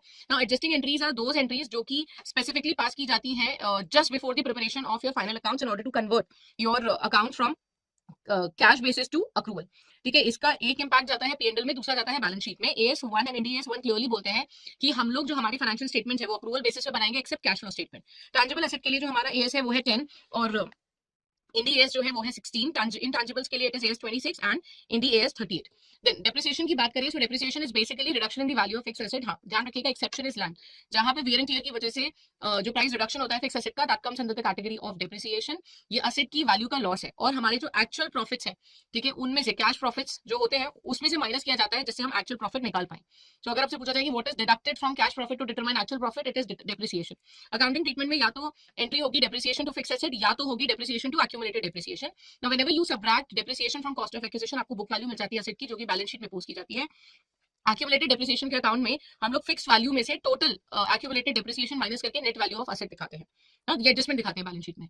नाउ ड्यूरिंग द ईयर एक ऐसा अकाउंट जो है वो है स्टॉक अकाउंट, जिसकी कोई एंट्री पास नहीं की जाती, और वैल्यूएशन करने के लिए हमें इसका बैलेंस जानने के लिए हमें फिजिकली वेरीफाई करना पड़ता है क्लोजिंग स्टॉक को, which is called as inventory valuation. So it is basically the process जहां पे हम वैल्यूएशन निकालते हैं हमारी क्लोजिंग स्टॉक की. ये जो वैल्यू है या तो होगी कॉस्ट या फिर मार्केट प्राइस, जो भी दोनों में से कम हो. And while we are trying to value our inventory, the methods are FIFO, LIFO and weighted average, जिसमें से दो मेथड एक्सेप्टेड है by Ind AS two, that is FIFO and weighted average cost. This is accepted by your Ind AS two. ठीक है, now in order to calculate profit हमारा formula होता है this is gross profit and not net profit. Gross profit के लिए sales minus purchase plus opening stock minus closing stock plus expense, this is all together in bracket. ठीक है, जितने भी components हैं all of them are available in ledger but except closing stock. उसका ledger नहीं होता बिकॉज हम उसे फिजिकली काउंट करते हैं. देन मूविंग अहेड, यहाँ पर आप देख सकते हो आंसर क्या हो जाएगा. Closing stock is one which is not verified. Now then next term आती है हमारी ग्रॉस प्रॉफिट। ग्रॉस प्रॉफिट होता है revenue minus cost of goods sold also. Cost of goods sold का मतलब क्या है कि while the goods that are sold during the year, उन गुड्स की कॉस्ट ऑफ परचेज क्या थी, कॉस्ट ऑफ मेकिंग क्या थी, that is cost of goods sold. इसका सेलिंग से कोई भी रिलेशन नहीं है। Then profit and loss appropriation account आता है। Profit and loss appropriation account जो है वो प्रॉफिट एंड लॉस प्रिपेयर करने के बाद आता है। सो बेसिकली जो हमारा नेट प्रॉफिट है वो कैसे आता है, net profit is basically your gross profit minus your indirect expenses. ठीक है, तब अब आपका नेट प्रॉफिट आएगा, और नेट प्रॉफिट में को जो डिस्ट्रीब्यूट करने का प्रोसेस है वो पी एंड एल एप्रोप्रिएशन है, जहां पे एलोकेट किया जाता है प्रॉफिट को for dividend, for journal reserve and so on. ठीक है, तो ये बेसिकली हमारे डिस्ट्रीब्यूशन से रिलेटेड है। अगर आप यहाँ पे देखें तो इसके क्रेडिट साइड में लास्ट ईयर का प्रॉफिट आएगा, नेट ईयर प्रॉफिट आएगा, कोई एक्सेस प्रोविजन था टैक्सेस का तो वो आ जाएगा। डेबिट साइड में रिजर्व में हम ट्रांसफर कर सकते हैं, डिवेंचर रिडम्पशन रिजर्व हो गया, एडिशनल प्रोविजन था अगर टैक्स का तो वो आ जाएगा, डिविडेंड आ जाएगा, and the surplus would be carried forward to balance sheet. Then अगर सीक्वेंस की बात करें तो मैन्युफैक्चरिंग अकाउंट में हम कॉस्ट ऑफ गुड्स सोल्ड निकालते हैं, ट्रेडिंग अकाउंट में हम ग्रॉस प्रॉफिट ग्रॉस लॉस निकालते हैं, प्रॉफिट एंड लॉस अकाउंट में प्रॉफिट एंड नेट लॉस निकालते हैं, and profit and loss appropriation में हम लोग उसको डिस्ट्रीब्यूशन के लिए यूज करते हैं। Moving to next chapter, that's meaning of company. Company की जो डेफिनेशन है वो सेक्शन 2 सबसेक्शन 2 क्लॉज 1 में दी गई है कि कंपनी जो है, कंपनी है that is formed and registered under this act और एनी एग्जिस्टिंग एक्ट। ये इसके फीचर्स है जिसे हम एक बार डिटेल में समझ लेते हैं। Number first feature is that it is incorporated association, यानी जो कंपनी का रजिस्ट्रेशन है वो अंडर 2000 कंपनीज एक्ट 2013 में कंपलसरी है। कंपनी का खुद, कंपनी का आर्टिफिशियल पर्सन है जो खुद से लोगों को स्यू कर सकती है, कोई कॉन्ट्रैक्ट कर सकती है। इसका सक्सेशन परपेचुअल है, यानी this will not be impacted और अफेक्टेड बाय द डेथ और इंसॉल्वेंसी और इंसेनिटी ऑफ मेंबर्स। कंपनी के पास कॉमन सील है, बट दो 2015 के बाद से ये मैंडेटरी नहीं है। यहाँ पर इसके अलावा क्या कर सकते हो, या तो दो डायरेक्टर साइन कर सकते हैं, या तो एक डायरेक्टर एक कंपनी सेक्रेटरी साइन कर सकते हैं। कंपनी का अपना खुद का सेपरेट लीगल स्टेटस है जो उसके ओनर से डिफरेंट है। कंपनी में जो मैनेजमेंट फंक्शन है वो अलग है, यानी कंपनी और सॉरी कंपनी में मैनेजमेंट और शेयर होल्डर दोनों अलग अलग है। Transferability of shares public company में कोई फ्रीली ट्रांसफरेबल है, बट प्राइवेट कंपनी में it is restricted. Minimum paid up capital की बात करें तो अब कोई भी minimum capital paid up requirement नहीं है। कंपनी में बहुत सारे मेंबर्स होते हैं, एंड मैक्सिमम जैसे प्राइवेट में तो 200 है, but then in case of your public company there is no limit. Minimum members की बात करें तो प्राइवेट में 2 है, पब्लिक में 7 एंड 1% कंपनी में 1। मैक्सिमम में 200 इन प्राइवेट, पब्लिक में नो लिमिट, एंड 1% कंपनी में अगेन 1। अगर हम कंपनी के टाइप की बात करें तो इनकॉर्पोरेशन, ओनरशिप और लाइबिलिटी के बेसिस पे ये वाली कंपनीज हैं। Chartered, statutory, registered in foreign comes on the basis of incorporation. Ownership के बेसिस पे private, public, government and holding है। लाइबिलिटी के बेसिस पे लिमिटेड बाय शेयर्स है, लिमिटेड बाय गारंटी है, अनलिमिटेड कंपनी है। चार्टर्ड कंपनीज राजा महाराजाओं द्वारा बनाई जाती हैं, ये अभी एग्जिस्ट नहीं करती। स्टैट्यूटरी कंपनीज वो हैं जिनकी खुद की एक्ट है, separate separate act that has been approved by law, जैसे RBI, LIC, SBI are in that category. Registered companies are those जो कि रजिस्टर्ड है under common act, that's companies act. Foreign company का मतलब है वो companies which have been incorporated outside India, not in India. 1% company एक ऐसी company है जिसके जो मेंबर्स है वो मेंबर है वो एक ही है, so it has only one member. Then फिर आती है गवर्नमेंट कंपनी। गवर्नमेंट कंपनी एक ऐसी कंपनी है which has been the formation of which is basically 51% share is held by the central government और द स्टेट गवर्नमेंट, या फिर दोनों, है ना। फिर आता है हमारी प्राइवेट कंपनी। प्राइवेट कंपनी एक ऐसी कंपनी है जहां पे मैक्सिमम नंबर ऑफ मेंबर्स 200 हो सकते हैं। शेयर को ट्रांसफर करने में रिस्ट्रिक्शन है। देन कोई भी आईपीओ नहीं लेकर आ सकती। पब्लिक कंपनी वो कंपनी है जो कि प्राइवेट कंपनी नहीं है, कोई रिस्ट्रिक्शन नहीं है, पब्लिक से शेयर रेज कर सकती है, and there's no restriction in any case. Then holding company वो है जो दूसरी कंपनीज के ऊपर होल्ड करके रखती है अपने स्टेक को, या फिर होल्डिंग है सब्सिडी की। एसोसिएट कंपनी जहां पे हमारा सिग्निफिकेंट इन्फ्लुएंस नहीं है, सॉरी सिग्निफिकेंट इन्फ्लुएंस है बट 100% कंट्रोल नहीं है, मोर देन 51% वाला कंट्रोल नहीं है। सब्सिडी कंपनी की दो कंडीशन है, आप composition of board of directors को डिटरमाइन करते हो, और आपका कंपनी में शेयर कैपिटल का मोर देन हाफ कंट्रोल है। देन फिर आता है types of company. Companies limited by shares हो गई, कंपनी लिमिटेड बाय गारंटी हो गई, कंपनी विद अनलिमिटेड लायबिलिटी हो गई। Number 1, company limited bye share का मतलब क्या है, वो कंपनीज जहां पे मेंबर की जो लायबिलिटी है that is only up to the amount unpaid in the capital. Company limited by guarantee में वो कंपनीज हैं जहां पर मेंबर्स जो है they have to contribute at the time of winding up, उन्होंने एक अमाउंट गारंटी करा होता है और वो अमाउंट उन्हें कंट्रीब्यूट करना पड़ता है। यहाँ पे ये companies basically non profit organisation है and have been established for promoting the art and culture of the art, cultural, religion, education. ऐसी कंपनीज जिनकी जहां पे लाइबिलिटी का कोई महत्व ही नहीं है, ऐसी कंपनी विद विदाउट कैपिटल बन सकती है। मेंबर्स की लाइबिलिटी जो है अनलिमिटेड है, मतलब उनकी पर्सनल चीजें भी अटैच हो सकती है। As per section 43 of companies act हमारी जो शेयर कैपिटल है उसमें दो है, equity share capital, preference share capital. Equity share capital with preferential rights and equity share capital with differential rights and सिर्फ equity share capital. Now equity share वो है जो कि कॉमन स्टॉक भी जिनको बोला जाता है, और ये इनमें जो शेयर्स है ना, they have they are basically the owners of the organization, they are termed to be the real owners of the organization. Then इनके पास वोटिंग राइट्स होती हैं, डिविडेंड राइट्स होती हैं, they also participate in surplus profit. Preference are the one जो कि preferred stock है, मतलब कुछ ही लोगों को ऑफर किए जाते हैं, they are not open to everyone, and इन लोगों को प्रेफरेंस मिलती है with respect to dividend and at the time of winding up. Preference की अगर हम बात करें तो यहाँ पर जो डिविडेंड दिया जाता है वो फिक्स रेट पे दिया जाता है। प्रेफरेंस के अलग अलग टाइप है, जैसे redeemable which are to be redeem within 20 years, अगर नॉन इंफ्रा कंपनी है, इंफ्रास्ट्रक्चर है तो 30 years, at least 10% has to be redeem every year after 21 year. Irredeemable shares को इशू नहीं किया जा सकता as per section 55। Then participating which gets the right to participate in the surplus profit और surplus asset after winding up, और जब हम equity का भी शेयर डिस्ट्रीब्यूट करते हैं उसके बाद भी अगर कुछ बचता है तो इनको ये भी पार्टिसिपेट कर सकते हैं। नॉन पार्टिसिपेटिंग प्रेफरेंस शेयर्स जो है they are only entitled to fix dividend, इनको कोई भी सरप्लस प्रॉफिट में पार्टिसिपेशन नहीं मिलेगा। फिर आता है हमारा convertibility, you can convert your preference into equity, and non convertible जहां पे आप कन्वर्ट नहीं कर सकते। Cumulative dividends, cumulative preference share वो है जहां पे डिविडेंड को क्यूमुलेट किया जाता है एंड डिविडेंड लैप्स नहीं करता even if the company is not having profits, because dividend तो तभी दिया जाता है जब कंपनी में प्रॉफिट हो। लेकिन क्यूमुलेटिव शेयर एक ऐसे प्रेफरेंस शेयर्स हैं जहां पे डिविडेंड को जोड़ के रखा जाता है, कंपनी जब भी प्रॉफिट में आती है उनको प्रोवाइड किया जाता है। नॉन क्यूमुलेटिव में आपका जो डिविडेंड है वो लैप्स हो सकता है। Then different types of share capital की हम बात कर रहे हैं। Authorised capital is the maximum capital that can be raised by company, जो कि मेमोरेंडम ऑफ एसोसिएशन में मेंशन की जाती है। It is also called as nominal and registered capital. यहाँ पे जो हमारी ऑथराइज्ड कैपिटल है वो अपर लिमिट शो करती है, एंड इससे ज्यादा कुछ भी नहीं हो सकता। Issued capital is part of authorised capital and it is that portion of authorised capital जो कि हम लोग जनता से मांगते हैं। हमारी करंट डिमांड है कि भाई हमें पैसे की रिक्वायरमेंट है। ऑथराइज कैपिटल कभी भी इशूड कैपिटल से, सॉरी, इशूड कैपिटल कभी भी ऑथराइज कैपिटल से ज्यादा नहीं हो सकती। फिर हम आते हैं सब्सक्राइब पे, विच is basically the part of issued capital जो कि इन्वेस्टर अग्री करता है टू बाय, कि वो इतना इशूड कैपिटल का out of this part can be subscribe. ये ओवर भी हो सकता है, अंडर भी हो सकता है। देन अगर हम बात करें सब्सक्राइब की, कैन बी इक्वल और less then issued share capital. ना जब कंपनी सब्सक्राइब करती है, शेयर्स को इशू करती है, तो उसके पास दो ऑप्शन है, या तो पूरा पैसा एक बार में मांग ले या फिर उस पैसे को टुकड़े में मांगे। अगर कंपनी टुकड़ों में मांगती है तो then that is definitely called up capital, where the amount is asked in various instalments. Unpaid up capital is actually the amount that has been received by the company from share holders. It could be equal और less than your called up capital. अगर difference होता है तो we first call it as calls in arrear, जिसके लिए company काफी notice भेजती है या इन्फॉर्मेशन देती है, कॉल करती है to come and return the money. Company final notice देती है 14 डेज का, अगर उसके बाद भी वो पैसा नहीं आता then company declares it as unpaid capital and the shares then could be forfeited. Then अगर हम अलॉटमेंट की बात करें तो अलॉटमेंट जो है वो डेफिनेटली कॉल्स के अलॉटमेंट के बाद जो अमाउंट है वो कॉल्स के द्वारा मांगा जाता है, विच आर न्यूमेरिकली अरेंज, जैसे फर्स्ट, सेकंड, थर्ड, फोर्थ। अगर जो सब्सक्रिप्शन मनी है वो कंपनी कैश में कलेक्ट कर रही है तो जितना भी कैश है वो 12 महीने के अंदर कंप्लीट होना चाहिए from date of allotment. For those issues जिनकी वैल्यू जो है एक्सीड कर रही है 100 करोड़, वहां पर सेबी अलाउ करता है कि चलो 12 महीने वाली रिलैक्सेशन नहीं है। तो अगर लेस देन 100 करोड़ है तो आपको 12 महीने के अंदर पूरा अमाउंट देना पड़ेगा, इन कैश कलेक्ट करना पड़ेगा, और अगर उससे ऊपर है तो रिलैक्सेशन है। किसी भी कॉल की value 25% of share face value से ऊपर नहीं हो सकती। एंड जब भी कंपनी कॉल करती है तो जो पैसा है वो शेयर कॉल अकाउंट में जाएगा and share capital account would be credited. Now shares can be issued at premium, it could be issued at discount, it can be issued at par. Premium में is basically that means more than face value of the share, and जो premium है वो board of directors decide करते हैं, कुछ भी amount हो सकता है। फिर अगर हम यूटिलाइजेशन की बात करें तो it can be use for the purpose of buy back, it could be use for the purpose of issuing fully paid bonus share, या फिर आप इसे यूज कर सकते हो for writing off preliminary expenses, discounts या commission, and for the purpose of paying premium on redemption of preference shares and debenture. Premium का जो अमाउंट है वो शेयर प्रीमियम अकाउंट में जाता है, क्रेडिट होता है वो, एंड रिजर्व एंड सरप्लस वाली साइड में रिकॉर्ड किया जाता है, which comes under liability category. जो भी प्रीमियम हमें रिसीव हो रहा है दैट इज कैपिटल प्रॉफिट, और आप उसको डिविडेंड के लिए यूज नहीं कर सकते। तब भी अगर चाहे तो शेयर्स को डिस्काउंट पे इशू कर सकती है, answer is no. It is void as per section 53 की जो कंपनी है वो शेयर्स को डिस्काउंट पे इशू नहीं कर सकती, इट इज वॉइड। अगर ऐसा कंपनी करती है तो उसको पेनल्टी देनी पड़ेगी, विच इज जो भी अमाउंट रेज करा है थ्रू डिस्काउंट या फिर 5 लाख रुपए, विच एवर इज लेस, वो अमाउंट देना पड़ेगा, पूरा पैसा रिफंड करना पड़ेगा, एंड उसके ऊपर ब्याज भी देनी पड़ेगी at the rate 12% per annum. Then there is exception to section 53 which is section 54, जो कि बोलते हैं स्वेट इक्विटी शेयर्स हैं जो कि डिस्काउंट पे इशू किए जा सकते हैं या फिर नॉन कैश कंसिडरेशन के लिए दिए जा सकते हैं to all those employees and directors जिन्होंने या तो कोई नो हाउ या फिर इंटेलेक्चुअल प्रॉपर्टी राइट्स प्रोवाइड करा है कंपनी को। बट जब भी इशू होगा तो यहाँ पे एक स्पेशल रेजोल्यूशन पास करा जाएगा। स्पेशल रेजोल्यूशन का मतलब होता है 75% of the share holders accepted.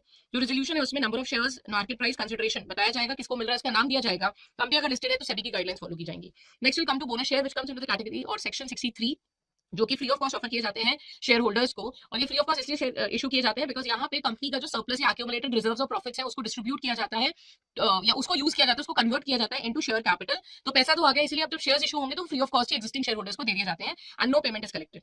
Now while we are using और while we use our free reserves और profits for the purpose of bonus, इसमें कुछ कुछ कंडीशन है। आप यूज कर सकते हो free reserve, debenture redemption reserve, security premium account, या फिर free reserves, general reserves, current year का profit, capital reserve, but you can not use revaluation reserve. Bonus share के लिए आप रिवैल्यूएशन रिजर्व को यूज नहीं कर सकते। Now, अगर हम कंडीशंस की बात करें तो कंपनी बोनस शेयर जब इशू करेगी, it has to be authorised by article of association, तो शेयर होल्डर अप्रूव करेंगे और उसके बाद बोर्ड ऑफ डायरेक्टर्स रिकमेंड कर देंगे।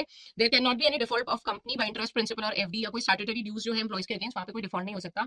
सबसे पहले कंपनी को अगर कोई फुली पेड शेयर्स की जगह पार्टली पेड अप है तो उनको कन्वर्ट करना पड़ेगा into fully paid, and only then they can issue bonus share. हाँ, लेकिन अगर कंपनी डायरेक्टली अनाउंस कर देती है बोनस इशू को without the approval of share holders, या फिर directly board of director announce कर देते हैं, तो शेयर होल्डर्स की एक्चुअली अप्रूवल आपको नहीं चाहिए। बट ये जो इशू है यहाँ पर, जो बोनस इशू है, वो within 15 days from the date of approval आपको कंप्लीट करना पड़ेगा और कंपनी अपने डिसीजन को रिवर्स नहीं कर सकती है।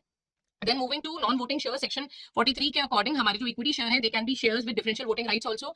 तो अगर company non voting shares issue करती है, then they must be authorised by the article of association. इसका जो अप्रूवल है स्पेशल रेजोल्यूशन के थ्रू किया जाएगा। कंपनी को बताना पड़ेगा इशू प्राइस क्या है और हायर डिविडेंड वो कितना दे रहे हैं। इन सारे शेयर होल्डर्स को आपको राइट एंड बोनस शेयर सब दिया जा सकता है, बट वोटिंग राइट्स नहीं मिलेंगी।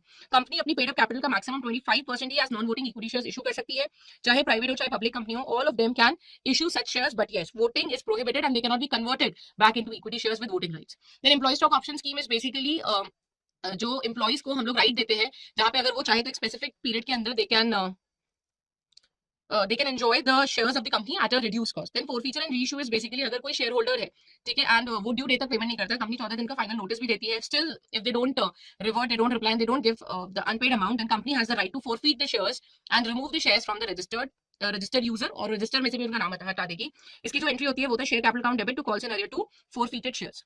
Right, then calls and arrear का मतलब होता है अनपेड अमाउंट। इसकी एंट्री होती है calls and arrear account to share to unpaid shares. और अगर पैसा आ जाता है तो bank account debit to calls and arrear and to interest account. Calls and advance होता है जहां पर शेयर होल्डर एडवांस में कंपनी को पैसे दे देता है, which is liability for company, and अगर आर्टिकल ऑफ एसोसिएशन परमिट करे तो कंपनी से एक्सेप्ट भी कर सकती है, उसके ऊपर इंटरेस्ट भी दे सकती है, which is maximum 6%। These are important section that you could see over here, जैसे कंपनीज का public company holding, subsidiary preference, issue of shares at discount, sweat equity, which we have covered. इसमें से कुछ है जो हम अभी कवर कर लेंगे। जैसे एक कंपनी जो है उसके लिए जरूरी है, लिमिटेड कंपनी के लिए, वो अपने प्रॉफिट एंड लॉस को प्रिपेयर करे एंड बैलेंस शीट को हर साल प्रिपेयर करे। यहाँ पे कुछ सेक्शंस है, जैसे section 128, 129, 133, 135। 128 is related with books of account, 129 is related with preparation of final accounts and financial statement, जो कि बोलता है that a financial statement should give true and fair view. Then also it says it should be reliable, relevant, consistent and comparable. Then section 133 talks about the accounting standards. अगर आप insurance company या banking company हो या फिर ऐसी कोई company हो जो इलेक्ट्रिसिटी जनरेशन से रिलेटेड है, तो आपको ये सेम फॉर्मेट फॉलो करने की जरूरत नहीं है। फाइनेंशियल स्टेटमेंट्स के अंदर balance sheet, PNL, cash flow statement, statement of changes in equity, explanatory notes to accounts आता है। अगर आप 1% कंपनी हो, स्मॉल कंपनी हो, डोरमेंट कंपनी हो या फिर स्टार्टअप हो, तो आपको जरूरी नहीं है कैश फ्लो स्टेटमेंट को बनाना, ठीक है। It is not mandatory for you, it is mandatory for the companies. जो फॉर्मेट है वो अंडर शेड्यूल 3 दिया गया है, and except cash flow, all the financial statements are prepared on accrual basis, वो cash basis पे बनता है। Then trade receivables का मतलब होता है bills receivable plus your debtors, trades payable का मतलब होता है bills payable plus your creditors। अगर ये कंपनी के जो डेटर्स हैं उनका अमाउंट या रिसीवेबल का अमाउंट 6 महीने से ऊपर ड्यू हो चुका है, पेमेंट नहीं आया है, तो कंपनी को सेपरेट डिस्क्लोजर देना पड़ेगा into 3 categories, as secured, considered good, unsecured, considered good and doubtful. साथ ही में उन्हें बेड एंड डाउटफुल डेट का डिस्क्लोजर देना पड़ेगा, एंड अगर कोई भी डेट ड्यू है डायरेक्टर से या फिर other officers of the company, तो वो भी डिस्क्लोजर आपको देना पड़ेगा। अगर कोई भी रिजर्व कंपनी स्पेसिफिकली क्रिएट करती है तो उसे हम फंड बोलते हैं। अगर लॉस होता है तो वो या प्रॉफिट होता है, दोनों सरप्लस के हैंड में जाते हैं, एक एज पॉजिटिव, दूसरा एक एज नेगेटिव।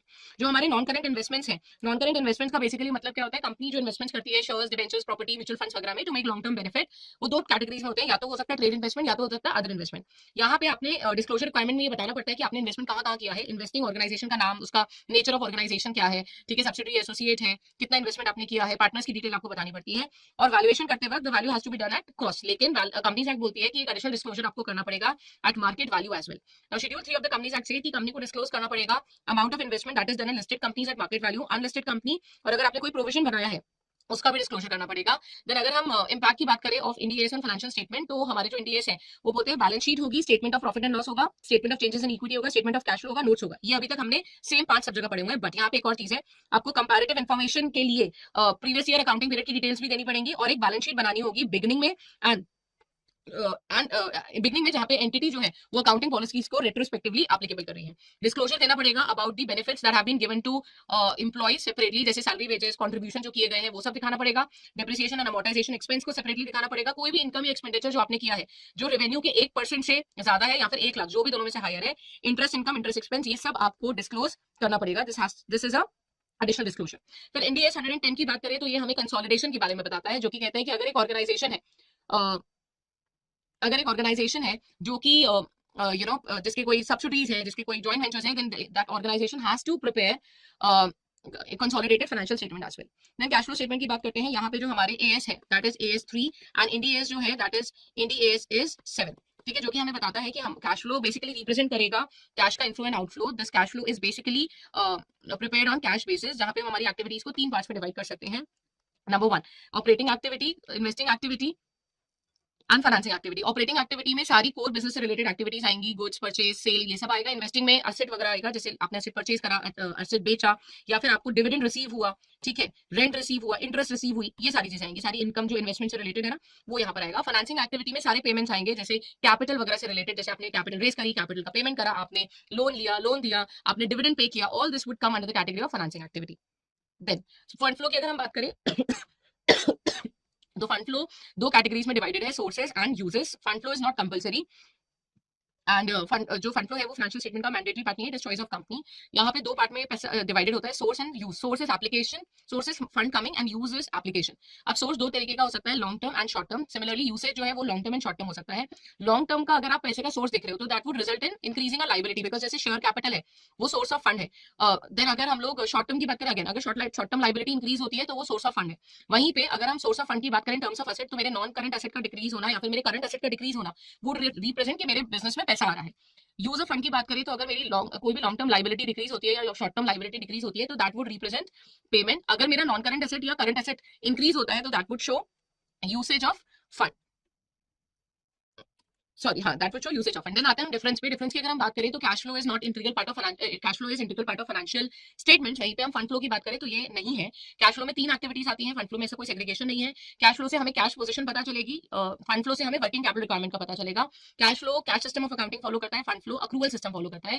कैश फ्लो के बेसिस पे हम हमारी लिक्विडिटी पोजीशन को समझ पाएंगे, वहीं पे फंड फ्लो स्टेटमेंट के थ्रू हम long term financial strategy of business को डिटरमाइन कर पाते हैं।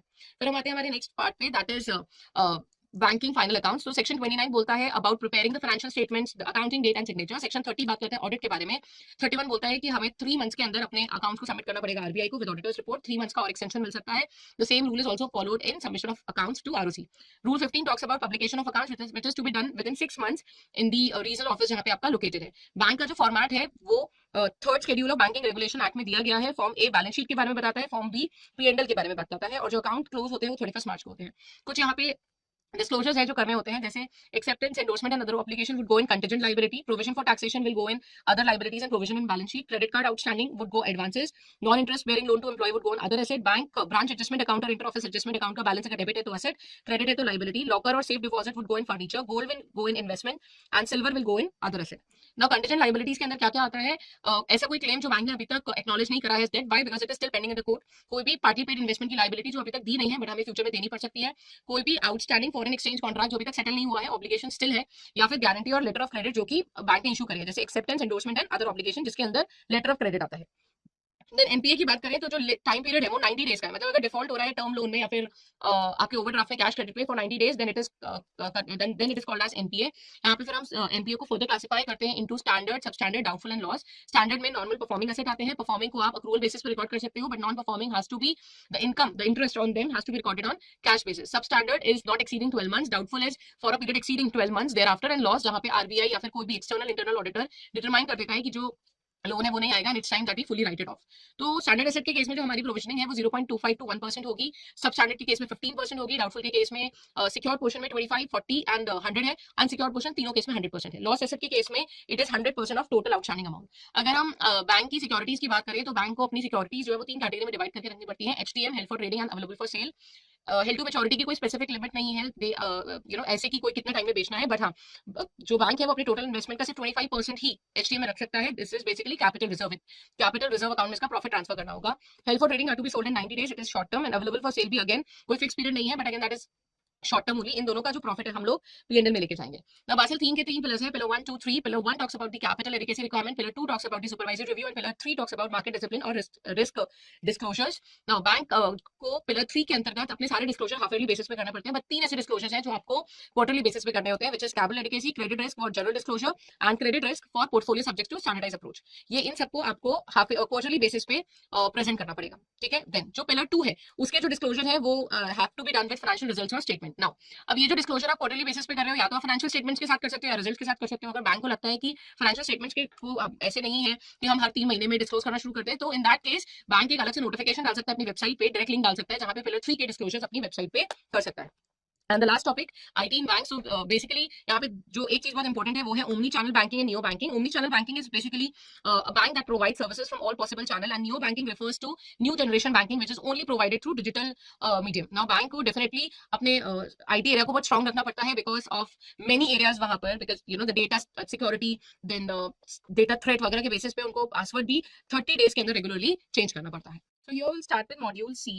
So number one, अगर हम लोग different types of form of business की बात करें, organization की बात करें, there is sole proprietor, there is partnership, there is LLP, LLP, sorry, HUF, AOP, BOI, company and cooperative society. Sole proprietor में जो owner है, he has the control right and पूरा profit loss सब उनका ही है, and it could be unlimited also. It is not a separate entity और tax rate भी personal लगता है. Partnership में it is more than two partners, definitely they're coming together to share the profit. If you see as per the Companies Act, the maximum partners could be 50. Again, separate status नहीं है यहाँ पे, legal status नहीं है, liability भी unlimited होती है. LLP is a hybrid structure of your partnership and your partnership and your corporate. तो इनकी यहाँ पे लीगल आइडेंटिटी है, this registered under LLP act, and liability is again limited. HUF में जो एक्जिस्टेंस है वो बर्थ से आता है, उसका जो सेपरेट फीचर है या सेपरेट आइडेंटिटी है, that is only for tax status. AOP BOI are again form for the purpose of tax status only. Company we have already covered in module B the entire legal structure of it. And cooperative society के बारे में बात करें, it is made for mutual benefit, also it is a separate legal entity, liability limited है. Financial management हमें चाहिए जिससे हम हमारे फंड्स की रिक्वायरमेंट को पूरा कर पाए, कैपिटल स्ट्रक्चर डिसाइड कर पाए, कैपिटल इन्वेस्टमेंट डिसीजन ले पाए. Then there are various principles of time value of principles of finance, जैसे time value of money, opportunity cost, risk and return. Time value बोलता है कि जब भी आप किसी भी बारे में डिस्कस करो, किसी भी एनालिसिस को देखो, तो पैसे की वैल्यू को वहाँ पे जरूर कंसिडर करो, because it is not same all the time. Opportunity cost of benefit money का मतलब होता है कि the next benefit you are taking, you know, जो भी नेक्स्ट ऑल्टरनेटिव आप ऑप्ट कर रहे हो, उसके लिए जो प्रीवियस कॉस्ट आप जाने दे रहे हो, that is your opportunity cost. जो प्रीवियस बेनिफिट जाने दे रहे हो, that is opportunity cost of this business.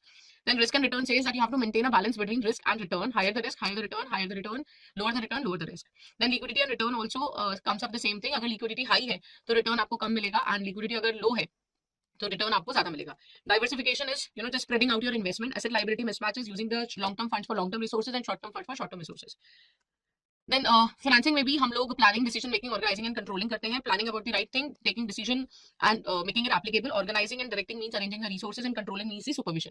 Risk return trade off, again as I told you, tells about maintaining a balance between return and risk. Then risk required rate of return is risk free return plus risk premium. Theories of conflict में दो theory आती है, agency theory and stakeholder theory. Agency theory is basically the conflict between your principal and agent. Stakeholder theory is related to your shareholders and the entire organization. There are certain ways to mitigate your agency problem. आप अपने operations में transparency ले आओ, compensation को performance based structure पे लेकर आ जाओ, CEO की कंपनसेशन को शेयर प्राइस से लिंक कर दो, एजेंट और मैनेजर्स की जो कैपेबिलिटीज है उस पर रिस्ट्रिक्शन लगा दो, या फिर कॉन्ट्रैक्ट से रन करो. Then CSR is covered under section 135, where an organization has to contribute 2% of their average net profit towards the corporate social responsibility. It is mandatory. और अगर आप ऐसा नहीं करते, then you will have to disclose why you have not followed it. ठीक है, यहाँ पे 4 कैटेगरीज हैं, इसको आप PE की पावर 3 याद कर सकते हो. फिलेंथ्रोपिक, बाकी ethical, economical and your environmental responsibility.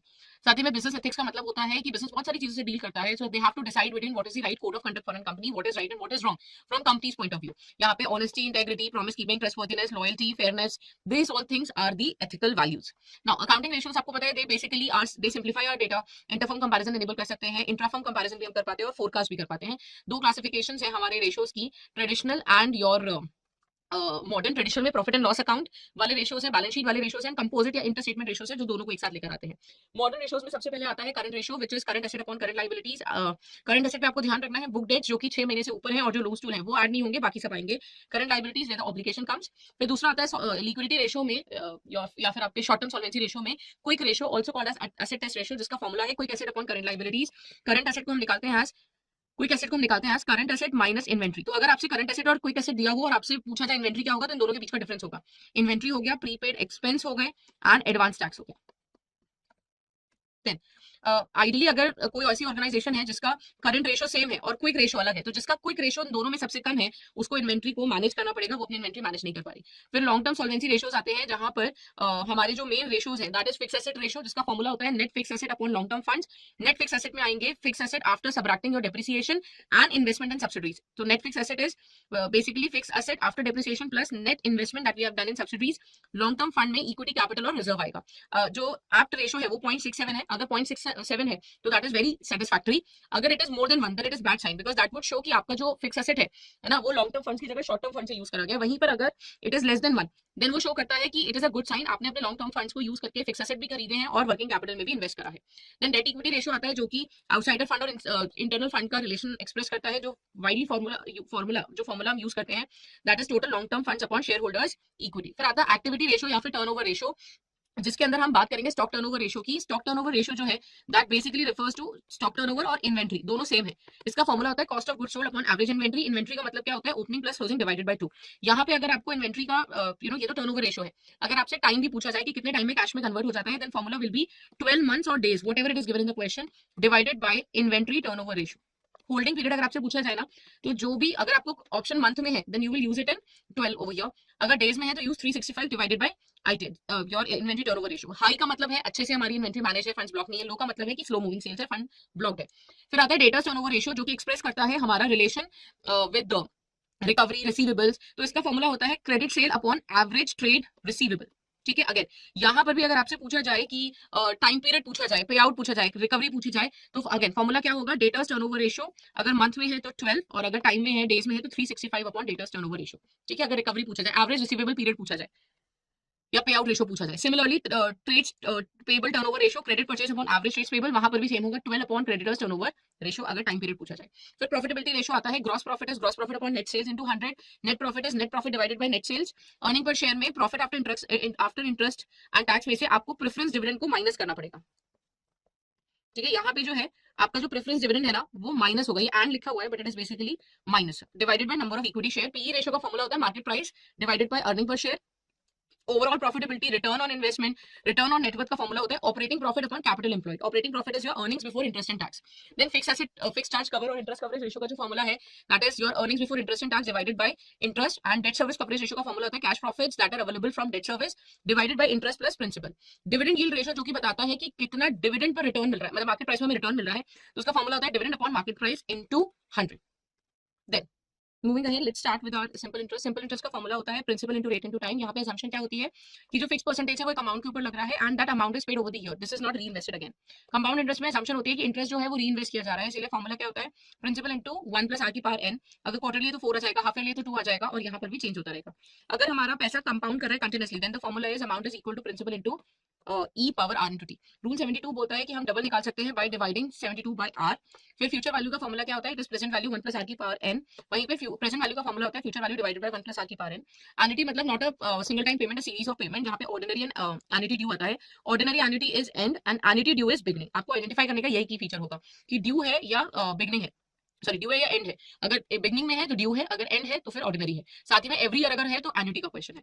अगर एन्युटी ड्यू का फॉर्मूला बोला जाए तो फॉर्मूला है future value annuity 1 plus are की पावर एन माइनस 1, ठीक है, upon r. This is the formula of annuity due, this is annuity, ठीक है। और एन्युटी ड्यू के केस में हमें सिर्फ सेम फॉर्मूले में इनटू 1 प्लस आर करना होगा, ठीक है। तो एक फॉर्मूला हो गया ये, दूसरा हो गया ये। सो सिर्फ ऑर्डिनरी का हो तो ये हो जाएगा, अगर एन्युटी ड्यू है तो उसमें सेम फॉर्मूले में हम लोगों को 1 प्लस आर से एडिशनली मल्टीप्लाई करना पड़ेगा। Then present value of annuity का फॉर्मूला होता है एन्युटी इनटू 1 प्लस आर की पावर एन माइनस 1, ठीक है, अपॉन आर 1 प्लस आर की पावर एन। इसी में 1 प्लस आर से मैं मल्टीप्लाई कर दूं एडिशनली तो एन्युटी ड्यू हो जाएगा। ईएमआई का फॉर्मूला होता है principal into rate into 1 plus are की power N upon 1 plus are की power N minus 1। That's how you calculate EMI. Sinking fund is basically use ये निकालने के लिए कि फ्यूचर डेट में अगर कोई अमाउंट है जो मेरे पास पड़ा हुआ है, मैं उसे कैसे निकाल सकती हूँ कि कितना पैसा भी जोड़ो जिससे फ्यूचर वाला अमाउंट इकट्ठा हो जाए, तो it is future value into r, because यहाँ पे भी आपको क्या निकालना है, एन्युटी अमाउंट ही निकालना है 1 प्लस आर की power N minus 1 through which will be able to calculate annual amount. Then फिर हमारा कॉन्सेप्ट आता है फिक्स्ड एंड फ्लोटिंग इंटरेस्ट का। फिक्स का मतलब है जो कि चेंज नहीं होगा, it will remain same. Floating का मतलब होता है that is dependent upon a benchmark rate and it can change. फिर आता है front end back end. Front end का मतलब होता है जहां पे आपको अमाउंट नेट अमाउंट डिस्बर्स किया जाता है after deducting the interest, and back and का मतलब होता है जहां पर पूरा अमाउंट डिस्बर्स कर दिया जाता है and then you are deducting the amount by charging EMI या फिर बुलेट पेमेंट, बुलेट या बलून रीपेमेंट होता है जहां पे एक ही सिंगल इंस्टॉलमेंट में you pay the entire amount.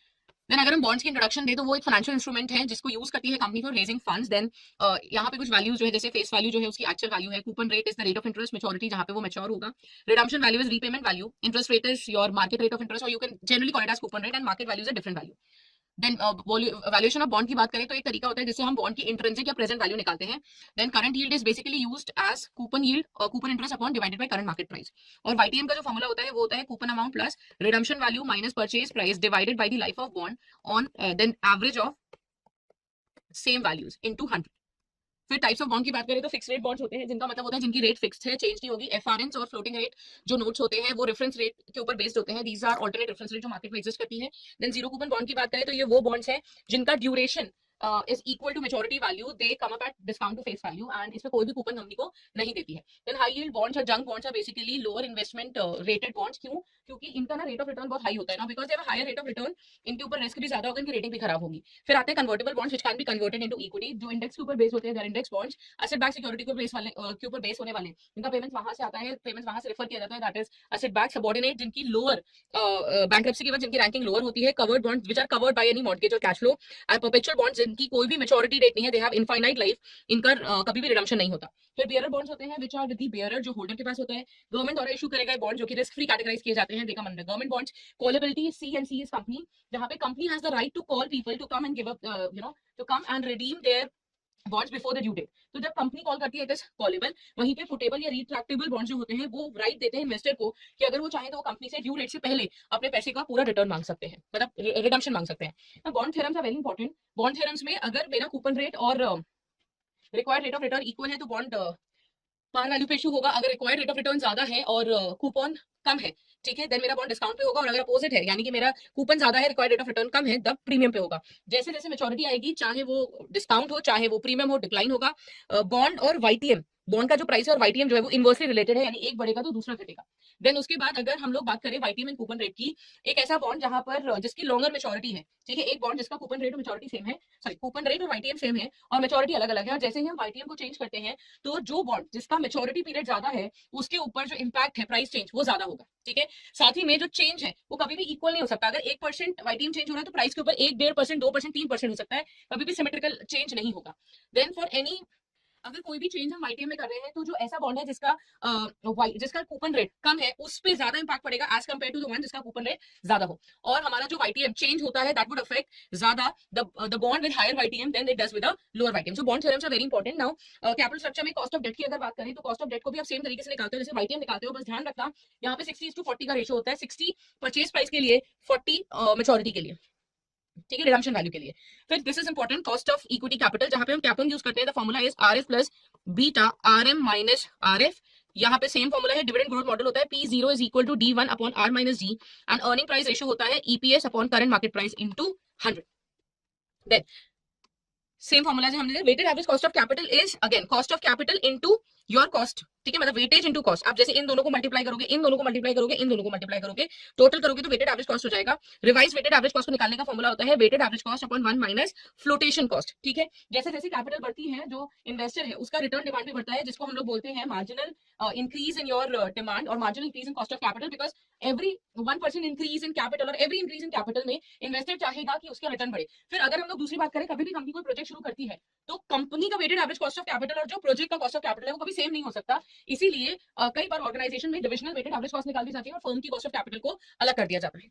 So let's talk about forex arithmetic. Now forex arithmetic की अगर हम बात करते हैं तो फॉरेन एक्सचेंज तभी होता है जब फॉरेन ट्रेड इन्वॉल्व होती है, जहां पे आप व्यापार कर रहे होते हो। यहाँ पर डायरेक्ट और इनडायरेक्ट कोड का मतलब है जब भी 1 unit of foreign currency is expressed in terms of domestic currency it is direct, when 1 unit of domestic currency is expressed in terms of foreign currency it is indirect, ठीक है। So direct code is always equal to 1 upon indirect code. Then foreign exchange arithmetic की बात करें तो cross rate का मतलब होता है जो रेट जहां पे डायरेक्टली नहीं दिया हो, देन वहां पर हम लोग अपोजिट रेट को फॉलो करते हैं, मतलब चेन रूल फॉलो करके रेट जो है निकाल लेते हैं, that is your cross rate. Value rate का मतलब है कि ट्रांजैक्शन किस दिन हुआ है, टेक्स प्लेस, है ना। Then cash and ready same, spot का मतलब होता है स्पॉट का मतलब होता है 2 दिन बाद, टर्म का मतलब होता है 1 दिन बाद। So this is same day, this is +1, this is +2, उसके बियॉन्ड कुछ है तो होता है फॉरवर्ड। यहाँ पे फॉरवर्ड का मतलब होता है spot rate plus minus your forward points which could be because of market condition, which could be of interest rate differential की वजह से आ सकता है। अगर मेरा आज का रेट कम है, अगर मेरा स्पॉट रेट कम है, फॉरवर्ड रेट ज्यादा, देन इट इज प्रीमियम। अगर मेरा स्पॉट रेट ज्यादा है, फॉरवर्ड रेट कम, then it is discount. Premium add होगा, डिस्काउंट माइनस होगा।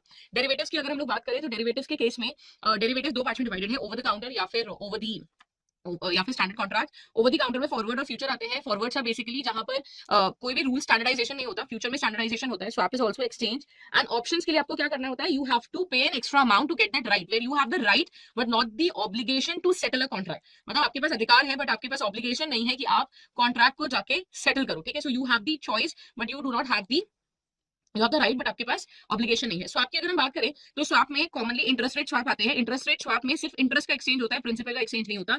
यहाँ पे करेंसी स्वैप आते हैं, जहां पे अगर हम करेंसी स्वैप की बात करें तो सिर्फ अच्छा यहाँ पे ना नोशनल प्रिंसिपल प्लस इंटरेस्ट दोनों आता है, प्रिंसिपल भी आएगा और इंटरेस्ट भी आएगा, that's the key point about it. फिर आता है बेसिस स्वैप, जहां पर एक्सचेंज जो हो रहा होता है वो रेफरेंस रेट का हो रहा होता है, ठीक है, डिफरेंट फ्लोटिंग रेट्स हैं उनके बीच में आप एक्सचेंज का कॉन्ट्रैक्ट करते हो। अगर हम ऑप्शंस की बात करें तो यहाँ पर अमेरिकन एंड यूरोपियन ऑप्शन है। अमेरिकन में आपकी जो एक्सपायरेशन डेट है उससे पहले कभी भी आप अपने राइट को एक्सरसाइज कर सकते हो। यूरोपियन ऑप्शंस में आप एक्सपायरेशन डेट वाले दिन ही अपनी चॉइस या अपना डिसीजन मेकिंग एक्सरसाइज कर सकते हो। उसके बाद आता है एफआरएज। अगर हम लोग एफआरएज की बात करें, these are forward rate agreements. यहाँ पर जो कॉन्ट्रैक्ट होता है again it is based on interest rates, ठीक है। अगर आपसे बोला जाता है 3 वर्सेस 9, दैट मींस जो कॉन्ट्रैक्ट है वो 3 महीने के बाद शुरू होगा, it will end after 9 years, effectively 6 महीने का आपका लोन कॉन्ट्रैक्ट है, ठीक है। So that is what it means. Then यहाँ पर हम पहले ही एडवांस में रेट ऑफ इंटरेस्ट फिक्स कर लेते हैं, और वो रेट ऑफ इंटरेस्ट जैसे मैंने फिक्स कर ली 6.5%। अब अगर इससे कम हुआ, जैसे 6.25 हुआ, तो मुझे देना होगा, अगर ज्यादा हो गया तो दूसरी पार्टी को देना पड़ेगा। एफआरएस कस्टमाइजेबल है, लिक्विडिटी इनकी थोड़ी कम है, इंडिया में they are little bit hard to find. यहाँ पे सिर्फ और सिर्फ इंटरेस्ट रेट की ही बात होती है, no principal is exchange and joint भी इसको यूज कर सकते हैं। फिर यहाँ पे आते हैं plane vanilla interest rate swap, again वो भी इंटरेस्ट रेट के ऊपर ही बेस्ड होते हैं, जहां पर हम लोग आईआरएस को यूज कर सकते हैं। सो आईआरएस एक ऐसा है जैसे बैंक भी यूज कर सकता है, and bank can also offer them as to their clients. यहाँ पे बेंचमार्क एक्सचेंज रेट को यूज किया जा सकता है, कोई भी रिस्ट्रिक्शन नहीं है ऑन द टेन्योर, कोई भी अमाउंट के ऊपर लिमिटेशन नहीं है, एक्चुअली एक्सचेंज अमाउंट का होता भी नहीं है, ठीक है। इंटरेस्ट रेट स्वैप्स है basically part of small FRA contracts only. फिर उसके बाद आता है हमारा credit default swap. Credit default swap से बेसिकली सीडीएस, जो कि कोई रिस्क बायर और रिस्क सेलर के बीच में चल रहा होता है, जहां पे वो अपने आप को प्रोटेक्ट करना चाहता है from a loan that they think might be risky. Now credit default swap commercial paper में यूज कर सकते हो आप, सर्टिफिकेट ऑफ डिपॉजिट में यूज कर सकते हो, नॉन कन्वर्टेबल डिबेंचर्स में यूज कर सकते हो, सिर्फ इंडियन करेंसी में ही यूज होगा, and it is not allowed for convertible bonds या फिर स्ट्रक्चर्ड ऑब्लिगेशन या फिर एसेट बैक सिक्योरिटीज। कुछ गाइडलाइंस ये है कि रिलेटेड पार्टी ट्रांजैक्शन अलाउड नहीं होता। रिटेल यूजर जो है वो उसको सिर्फ हेजिंग के लिए यूज कर सकता है। अगेन टाइम पीरियड भी विद इन 1 मंथ आपको एग्जिट करनी पड़ेगी अपनी पोजीशन को। इसका जो सेटलमेंट है वो सिर्फ Indian, it is CDS must be only in Indian rupees, और इसका सेटलमेंट भी है वो या तो कैश से होगा, या तो फिजिकल सेटलमेंट होगा, या तो ऑक्शन होगा। जो सेटलमेंट हो रहा है वो आरबीआई अप्रूव सिस्टम के थ्रू होगा, रिटेल यूजर फिजिकली भी सेटल कर सकता है। हेलो एवरीवन, अब हम शुरू करने वाले हैं मॉड्यूल डी का एक quick revision before your exam. देखिए, ये 40 का मोटिव है फॉर ऑल द कैंडिडेट्स जिन्हें एएफएम का मॉड्यूल ही पहले पढ़ा हुआ है, उनके लिए ये प्रॉपर एक क्विक रिवीजन होगा हर एक टॉपिक का, हर एक सब टॉपिक का। सो मेक श्योर करिएगा आपको ये जो पॉइंट्स मैं आपको आज डिस्कस करने वाली हूँ आपको पता हो, क्योंकि ये बहुत ज्यादा स्पीड में रहने वाला है। हर एक पॉइंट तो मैं डिस्कस नहीं कर पाऊंगी बिकॉज ये आप अब एग्जाम के पहले देख रहे हो, तो जो भी इंपॉर्टेंट पॉइंट है from exam point of view हम उसे क्विकली डिस्कस कर लेते हैं। शुरू करते हैं सबसे पहले टॉपिक से, that is your income tax. अब इनकम टैक्स में बात आती है कि ये कौन से एक्ट और रूल्स पे कवर होता है। ये इनकम टैक्स एक्ट 1961 रूल्स 1962 में कवर है, जहां पे हर एक इनकम टैक्स पेयर को, मतलब अगर आप इनकम टैक्स देते हो तो आपके पास पैन होना जरूरी है, और ये पैन होता है 10 डिजिट्स का, alpha numeric means alphabets and numbers, और यहाँ कंपलसरी हो चुका है आधार से पैन को लिंक करवाना। साथ ही साथ कौन कौन टैक्स पेयर्स होते हैं, जैसे कि इंडिविजुअल होते हैं, HUF, companies, firms, LLP, AOP, BOI, local authority and AJP. ये जितने भी लोग ये सब टैक्स पे करते हैं और 5 तरीके से इनकम को अर्न करते हैं। दैट इज सैलरी, मतलब पेंशन भी ऐड हो जाएगा, हाउस प्रॉपर्टी मतलब जो आपकी रेंटल इनकम्स है, पीजीबीबी मतलब अगर आप बिजनेस करते हो या प्रोफेशनल हो या फिर फ्रीलांसर हो, कैपिटल गेन्स अगर आप म्यूचुअल फंड सेल कर रहे हो, लैंड, बिल्डिंग, जब आप इन्हें सेल करते हो तब ये कैपिटल गेन होता है। याद रखिएगा, परचेस करने से कोई टैक्स पे करने का लायबिलिटी नहीं है, या बस मैंने लैंड खरीद के रखा है वो मेरा कोई कैपिटल गेन नहीं होगा। फिर होता है अदर सोर्सेज, मतलब कि जैसे कि फिक्स्ड आपका डिपॉजिट का इंटरेस्ट, सेविंग अकाउंट का इंटरेस्ट, या फिर डिविडेंड्स वगैरह या फैमिली पेंशन जो मिलती है वो आपके यहाँ पे अदर सोर्सेज में जाएगी। एज एन इंडिविजुअल हमारे पास ऑप्शन होता है कि न्यू टैक्स रिजीम में चले जाएं या फिर ओल्ड टैक्स रिजीम में चले जाएं। फिर क्या क्या डिडक्शन है, जैसे एटीसी ये होता है कंबाइंड, जिसमें PF, LIC, Sukanya Samriddhi, house loan का principal amount up to 1.5 lakh आपको डिडक्शन मिलता है। एटीडी में डॉक्टर आते हैं, मतलब कि हेल्थ इंश्योरेंस। एटीई में एजुकेशन, मतलब अगर आपने एजुकेशनल लोन लिया उस पर जो इंटरेस्ट पे करते हो उसका डिडक्शन। एटीजी मतलब यहाँ ग्रांट, अगर आपने कोई trust, NGO, charitable institutions, government को कोई डोनेशन दिया है तो यहाँ। एटीक्यूक्यूबी मतलब जो बुक्स वगैरह के लिए आपको रॉयल्टी इनकम हो रही है, not your NCERT book. Yes, book में डबल आता है इसलिए यहाँ पे भी डबल क्यू है, ऐसे हमने निमोनिक बनाया है। फिर एटीआरआरबी मतलब रॉयल्टी ऑन पेटेंट्स। एटीटीटीए अगर आप लेस देन 60 इयर्स के एज में हो और आपको सेविंग इंटरेस्ट से इनकम हो रही है तो आपको यहाँ डिडक्शन मिल जाएगा। एटीटीटीबी मतलब बड़े बुजुर्ग जो सीनियर सिटीजन है उनको जो इंटरेस्ट मिलता है, चाहे एफडी, सेविंग अकाउंट, आरडी, उनको यहाँ डिडक्शन मिलेगा। And last is ATU, person with disability. Next कौन कौन से इनकम आपके टोटल इनकम का पार्ट नहीं बनेगी, जैसे agriculture, share of partner from partnership firm, gratuity, VRS amount या सुपर एन्यूशन। साथ ही साथ अगर आपको कोई स्कॉलरशिप मिलती है to fund your cost of education, वो भी एग्जाम्प्ट है। फाइलिंग किस किस कंडीशंस में मैंडेटरी हो जाएगा, अगर ये थ्रेशोल्ड लिमिट से ऊपर है, मतलब 2.5 लाख से, 3 लाख से, 4 लाख से, 5 लाख से, अगर आप ज्यादा कमाते हो आपको रिटर्न फाइल करना है। अगर आपको रिफंड चाहिए या फिर आपको कोई लॉसेस कैरी फॉरवर्ड करने हैं, अगर आपने कोई इंटरेस्ट आउटसाइड इंडिया होल्ड करके रखा हुआ है। And finally for the companies, चाहे उन्हें प्रॉफिट हो चाहे उन्हें लॉस हो, इनकम टैक्स उनके लिए कंपलसरी हो जाता है। साथ ही बात आती है डिफर्ड टैक्स, जो कि एप्लीकेबल होता है ऑन कंपनीज, क्योंकि वो इनकम टैक्स एक्ट भी फॉलो कर रहे हैं और कंपनीज एक्ट भी फॉलो कर रहे हैं। तो कहीं कहीं कुछ बातें हैं जो डिफर करती हैं, और वो जो डिफर है उससे दो तरीके से डिफरेंस आता है, या तो परमानेंट या तो टाइमिंग। टाइमिंग मतलब चीजों को आप रिवर्स कर सकते हो इन फ्यूचर, जैसे with example of depreciation. Yes, और टाइमिंग में आपके पास दो तरीके से डिफर्ड टैक्स आते हैं, that is deferred tax asset and deferred tax liability. पर परमानेंट बिकॉज आपने लॉ को यहाँ पे फुलफिल नहीं किया, कुछ इलीगल काम किया है या आपने लॉ को वायलेट किया है, तो ये होता है परमानेंट डिफरेंस, जैसे पेनल्टी, इंटरेस्ट, फाइन, ये सारी चीजें। तो वो चीजें कभी भी फ्यूचर में जाके रिवर्स नहीं होती हैं। फिर बात आती है TDS, tax deducted at source. Bank आपको सैलरी देने के पहले टीडीएस डिडक्ट करता है, और उनके पास टैग होता है, वो गवर्नमेंट को डिपॉजिट करते हैं, इसलिए वो क्या होंगे, डिडक्टर। और आपको नेट अमाउंट मिलता है तो आप होंगे डिडक्टी। ये होता है एडवांस टैक्स। फिर बात आती है टीसीएस की। टीसीएस में यहाँ पे एक सेलर और बायर का रिलेशनशिप होगा। कुछ पार्टीज एग्जाम्प्ट होती है, जैसे कि public sector companies, central state government या फिर एम्बेसीज। यहाँ पे 27 सेलर को गवर्नमेंट के पास सबमिट करना पड़ता है एज टीसीएस रिटर्न। 27D मतलब यहाँ बायर के पास एक टीसीएस सर्टिफिकेट आएगा फ्रॉम द सेलर, और अगर यहाँ पे कहीं भी डिफॉल्ट हुआ तो 1% पर मंथ का पेनल्टी दे देना, और हायर रेट लगेगा अगर आपने पास 2 ईयर्स से कोई भी रिटर्न फाइलिंग नहीं की है तो। अब आते हैं GST, that is good service tax में। बिफोर 1 जुलाई 2017 हमारे पास ओल्ड टैक्स लगते थे, जैसे service tax, CENVAT, VAT, octroi. But after 1 जुलाई वन नेशन वन टैक्स हो चुका है, जो कि sales, transfer, purchase, barter, lease, import, हर चीज में ये जीएसटी लगता है। कौन कौन लोग हैं जो जीएसटी पे करेंगे? पहले तो जो सप्लायर्स होते हैं, जो बिजनेसमैन होते हैं वो। कभी कभी ये लाइबिलिटी बायर के ऊपर आ जाती है, तो उस टाइम होगा ये आरसीएम, रिवर्स चार्ज मैकेनिज्म। अगर आप कोई ट्रांजेक्शन गवर्नमेंट के साथ करते हो फॉर मोर देन 2.5 लाख तो आपको टीडीएस लगेगा एज पर जीएसटी। वही एक टीसीएस होता है कि अगर आप एक ई कॉमर्स ऑपरेटर हो, यस, ई कॉमर्स ऑपरेटर जैसे कि मिंत्रा, फ्लिपकार्ट, अगर आप ये बिजनेस करते हो तो आपको जीएसटी में टीसीएस देना पड़ेगा। कुछ चीजें अभी भी एग्जाम्प्ट है, और इसके लिए हमने बनाया था कैप, यस, जैसे कि crude oil, petroleum products, alcoholic liquor and electricity. GST limit आपकी, अगर आप मणिपुर, मिजोरम, नागालैंड, त्रिपुरा से हो तो आपकी लिमिट है 10 लाख। अगर आप पुच्छम, पुडुचेरी, उत्तराखंड, तेलंगाना, सिक्किम, अरुणाचल प्रदेश, मेघालय से हो, आपकी लिमिट आ जाएगी 20 लाख। मतलब जब तक आप 20 लाख नहीं कमाते जीएसटी की रजिस्ट्रेशन लेने की जरूरत नहीं है, बट जैसे यू टच दिस लिमिट्स आपको जीएसटी लेना कंपलसरी हो जाता है। For other states that is 20 lakh and 40 lakh. 40 lakh तब होगा जब आप ओनली गुड्स में डील करो और प्लस आप इंट्रा स्टेट में ही ट्रांजेक्शन करते हो। फिर बात आती है जीएसटी काउंसिल, मतलब जीएसटी डिपार्टमेंट की। यहाँ पे ये लोग डिसीजन मेकिंग करेंगे और रिकमेंडेशंस देंगे, कौन सा रेट, कौन से गुड्स कब लगाना है, कैसे रिकवर करना है, वो बातें। 4 तरीके से जीएसटी होते हैं, सीजीएसटी, एसजीएसटी, आईजीएसटी, यूजीएसटी। एक पॉइंट आता है इनपुट टैक्स क्रेडिट।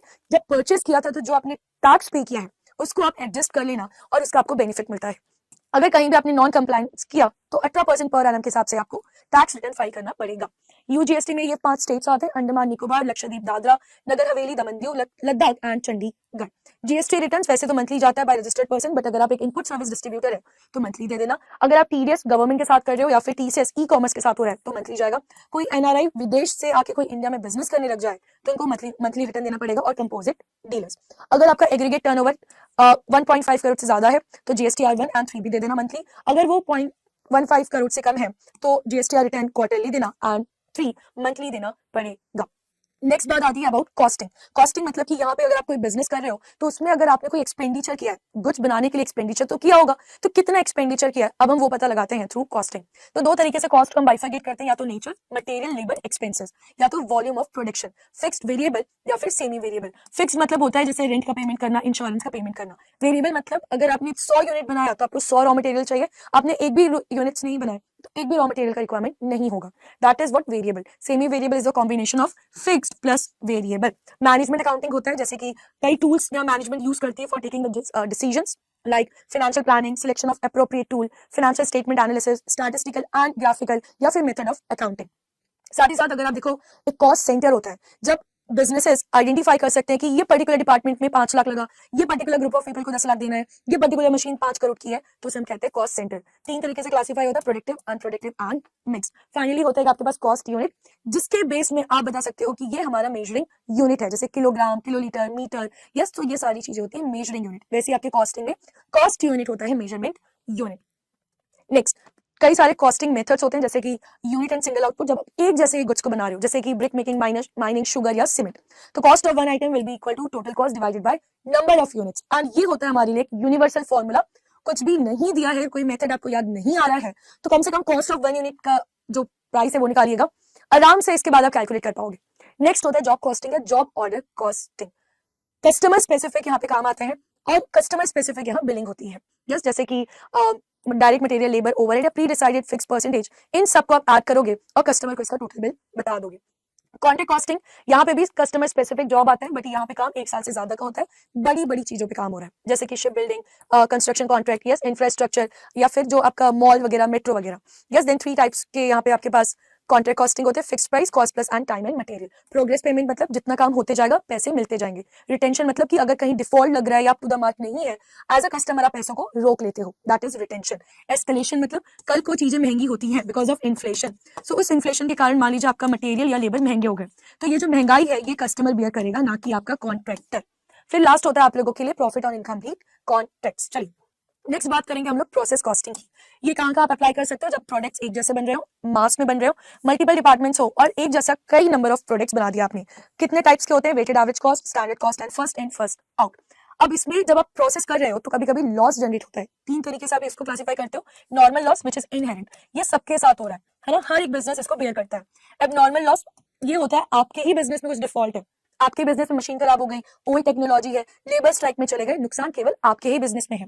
या फिर एबनॉर्मल गेन, आपका बिजनेस बहुत ज्यादा एफिशिएंट हो चुका है मार्केट से भी ज्यादा, और ये सारी चीज आप डालते हो कॉस्टिंग P&L में, ये आप प्रोडक्ट में चार्ज नहीं करोगे।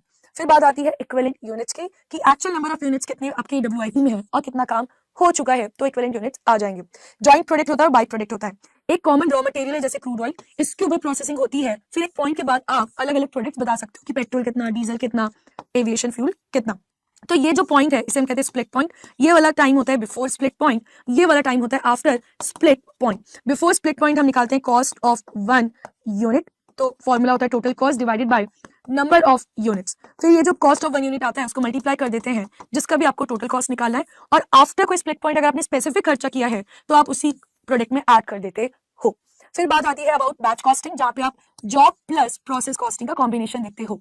तो यहाँ पे भी आप लोग total cost divided by number of units in that particular batch को डिवाइड करके कॉस्ट ऑफ 1 यूनिट निकाल पाओगे। सर्विस कॉस्टिंग, जो जैसे transport companies, banking, yes, insurance companies, education companies, hospital, hotels, यहाँ पे लगाया जाता है।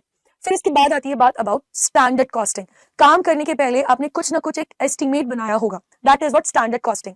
कितने तरीके से स्टैंडर्ड कॉस्टिंग होती है, basic, ideal and currently attainable. But जब काम शुरू हो जाता है तो आपका स्टैंडर्ड माइनस एक्चुअल होगा, और अगर यहाँ कोई डिफरेंस आता है उसे हम वेरिएंस कहते हैं। अब वो डिफरेंस क्यों आया, 3 तरीके से आ सकता है, या तो मटेरियल में महंगा खरीद लाए, या फिर आपने ज्यादा मटेरियल यूज कर दिया है, लेबर्स को आपने ज्यादा पैसों में लेके आया, सोचा कुछ और था, या फिर लेबर्स इनएफिशिएंट है और उनसे काम बहुत धीरे धीरे हो रहा है, या फिर ओवरहेड्स जो आपके अदर एक्सपेंसेस होते हैं apart from your variables and labours, तो variable overhead and fixed overhead. अब ये जो वेरिएंस है इसको आप 3 तरीके से शो कर सकते हो, transfer to costing P&L account, या फिर जो आपके फिनिश गुड्स से कॉस्ट ऑफ सेल्स से या WIP का जो क्लोजिंग अमाउंट है उसके प्रोपोर्शन में डिवाइड कर देना, या फिर ट्रांसफर टू रिजर्व अकाउंट अगर आपके पास पॉजिटिव वेरिएंस है तो। ठीक है, चलिए इसके बाद आखिरी चीज आती है, that is your marginal costing. Marginal costing में बोला जाता है जो एक एक्स्ट्रा यूनिट बना रहे हो इसमें पूरा योगदान है बेचारे वेरिएबल कॉस्ट का, यस, केवल इसी का होता है। अब इसमें आता है CVP एनालिसिस, जहां पे आप बोलते हो profit equal to this is your sale, total sale amount, minus ये होता है आपके लिए टोटल कॉस्ट अमाउंट। F मतलब फिक्स कॉस्ट, S मतलब sale per unit, N means number of units, V मतलब variable cost per unit and N means number of units. फिर एक इसमें कैलकुलेशन आता है ब्रेक इवन एनालिसिस, जहां बोला जाता है no profit no loss. Yes, ये होता है आप लोगों के लिए break even analysis. Fix cost divided by contribution per unit का फॉर्मूला यूज करोगे आप। अब कंट्रीब्यूशन पर कैसे निकलता है, सेल माइनस वेरिएबल कॉस्ट से आता है कंट्रीब्यूशन। CVP मतलब प्रॉफिट वॉल्यूम रेशो, यहाँ एक रिलेशनशिप बताई जाती है कि अगर आप एक यूनिट को बेच के आते हो तो कितना सरप्लस कमा लेते हो, तो फॉर्मूला होता है that is contribution divided by sales into 100। फिर एक लास्ट फॉर्मूला आएगा मार्जिन ऑफ सेफ्टी का, जहां पे आप यूज करते हो estimated sales minus break even sales divided by estimated sales into 100। इससे पता चलता है margin of safety. Absorption costing मतलब जहां पे आप टोटल कॉस्ट पता लगाते हो, फिक्स कॉस्ट प्लस वेरिएबल को ऐड करके। लास्ट यूनिट होता है आप लोगों के लिए बजट, जहां पे हम बात करते हैं कि जो बजट है वो केवल आपके कॉस्टिंग में नहीं होगा, ये एस्टिमेशंस हर एक जगह पे लगाना पड़ेगा। जैसे कि फंक्शनल बजट में आता है आपके लिए 2 चीजें, department wise this is your functional या मास्टर बजट। जब आप पूरी जो बजट है उसको ऐड कर दो, है ना, सेल्स, प्रोडक्शन, कॉस्टिंग, कैश, ये सारे फंक्शनल बजट हुए। जब हर एक डिपार्टमेंट का आप बजट बनाते हो, जब इनको कंसोलिडेट कर देते हो, एक प्रॉपर एक 1 रिपोर्ट तैयार करते हो, सारी डिपार्टमेंट्स के बजट को एक जगह लाके रखते हो, तो उसे कहा जाता है मास्टर बजट।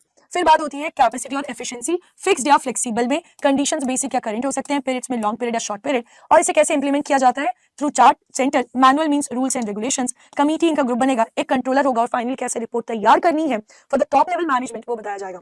फिर जीरो बेस्ड बजटिंग मतलब हर बार एक नई शुरुआत, fresh budget, program budgeting for specific activity, आपने ये बजट तैयार किया है जैसे फॉर 26 जनवरी 15 अगस्त, यस। फिर परफॉर्मेंस बजटिंग, ये यूज होता है बाय द गवर्नमेंट एजेंसीज, और यहाँ पे आप लोग देखते हो क्या स्टैंडर्ड तय किया था, कितना एक्चुअल है, और अगर कोई डेविएशन आता है, कोई वेरिएंस आता है, so how to correct it. तो ये होता है आप लोगों के लिए पूरा मॉड्यूल डी का revision.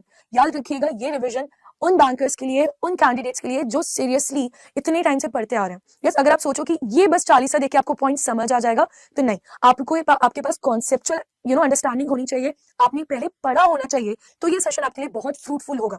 But if you are starting with this 40 only, तो ये आपके लिए बस एक क्विक रिविजन था, एक क्विक ओवरव्यू था हर एक पार्ट का। चलिए, तो इसी के साथ ये सेशन भी अब मैं वाइंड अप करती हूँ। All the very best. I know ये वाला पेपर आप लोगों के लिए बहुत अच्छा होगा, आपने बहुत मेहनत करी है, बस कॉन्फिडेंस बनाए रखिएगा। यही अल्टीमेट होता है हमारे एग्जाम का। कॉम्पिटिटिव एग्जाम नहीं है कि 10 लोग ही सिलेक्ट होंगे या 100 लोग ही सिलेक्ट होंगे, नहीं, जितने भी बैंकर्स सही आंसर करेंगे, सही कॉन्सेप्ट लगाएंगे, हर कोई ये पेपर क्लियर कर सकता है। तो have confidence in you and all the very best. Marks कितने आए, कैसा रहा आपका पेपर, मुझे जरूर शेयर करिएगा। Thank you for watching and all the very best.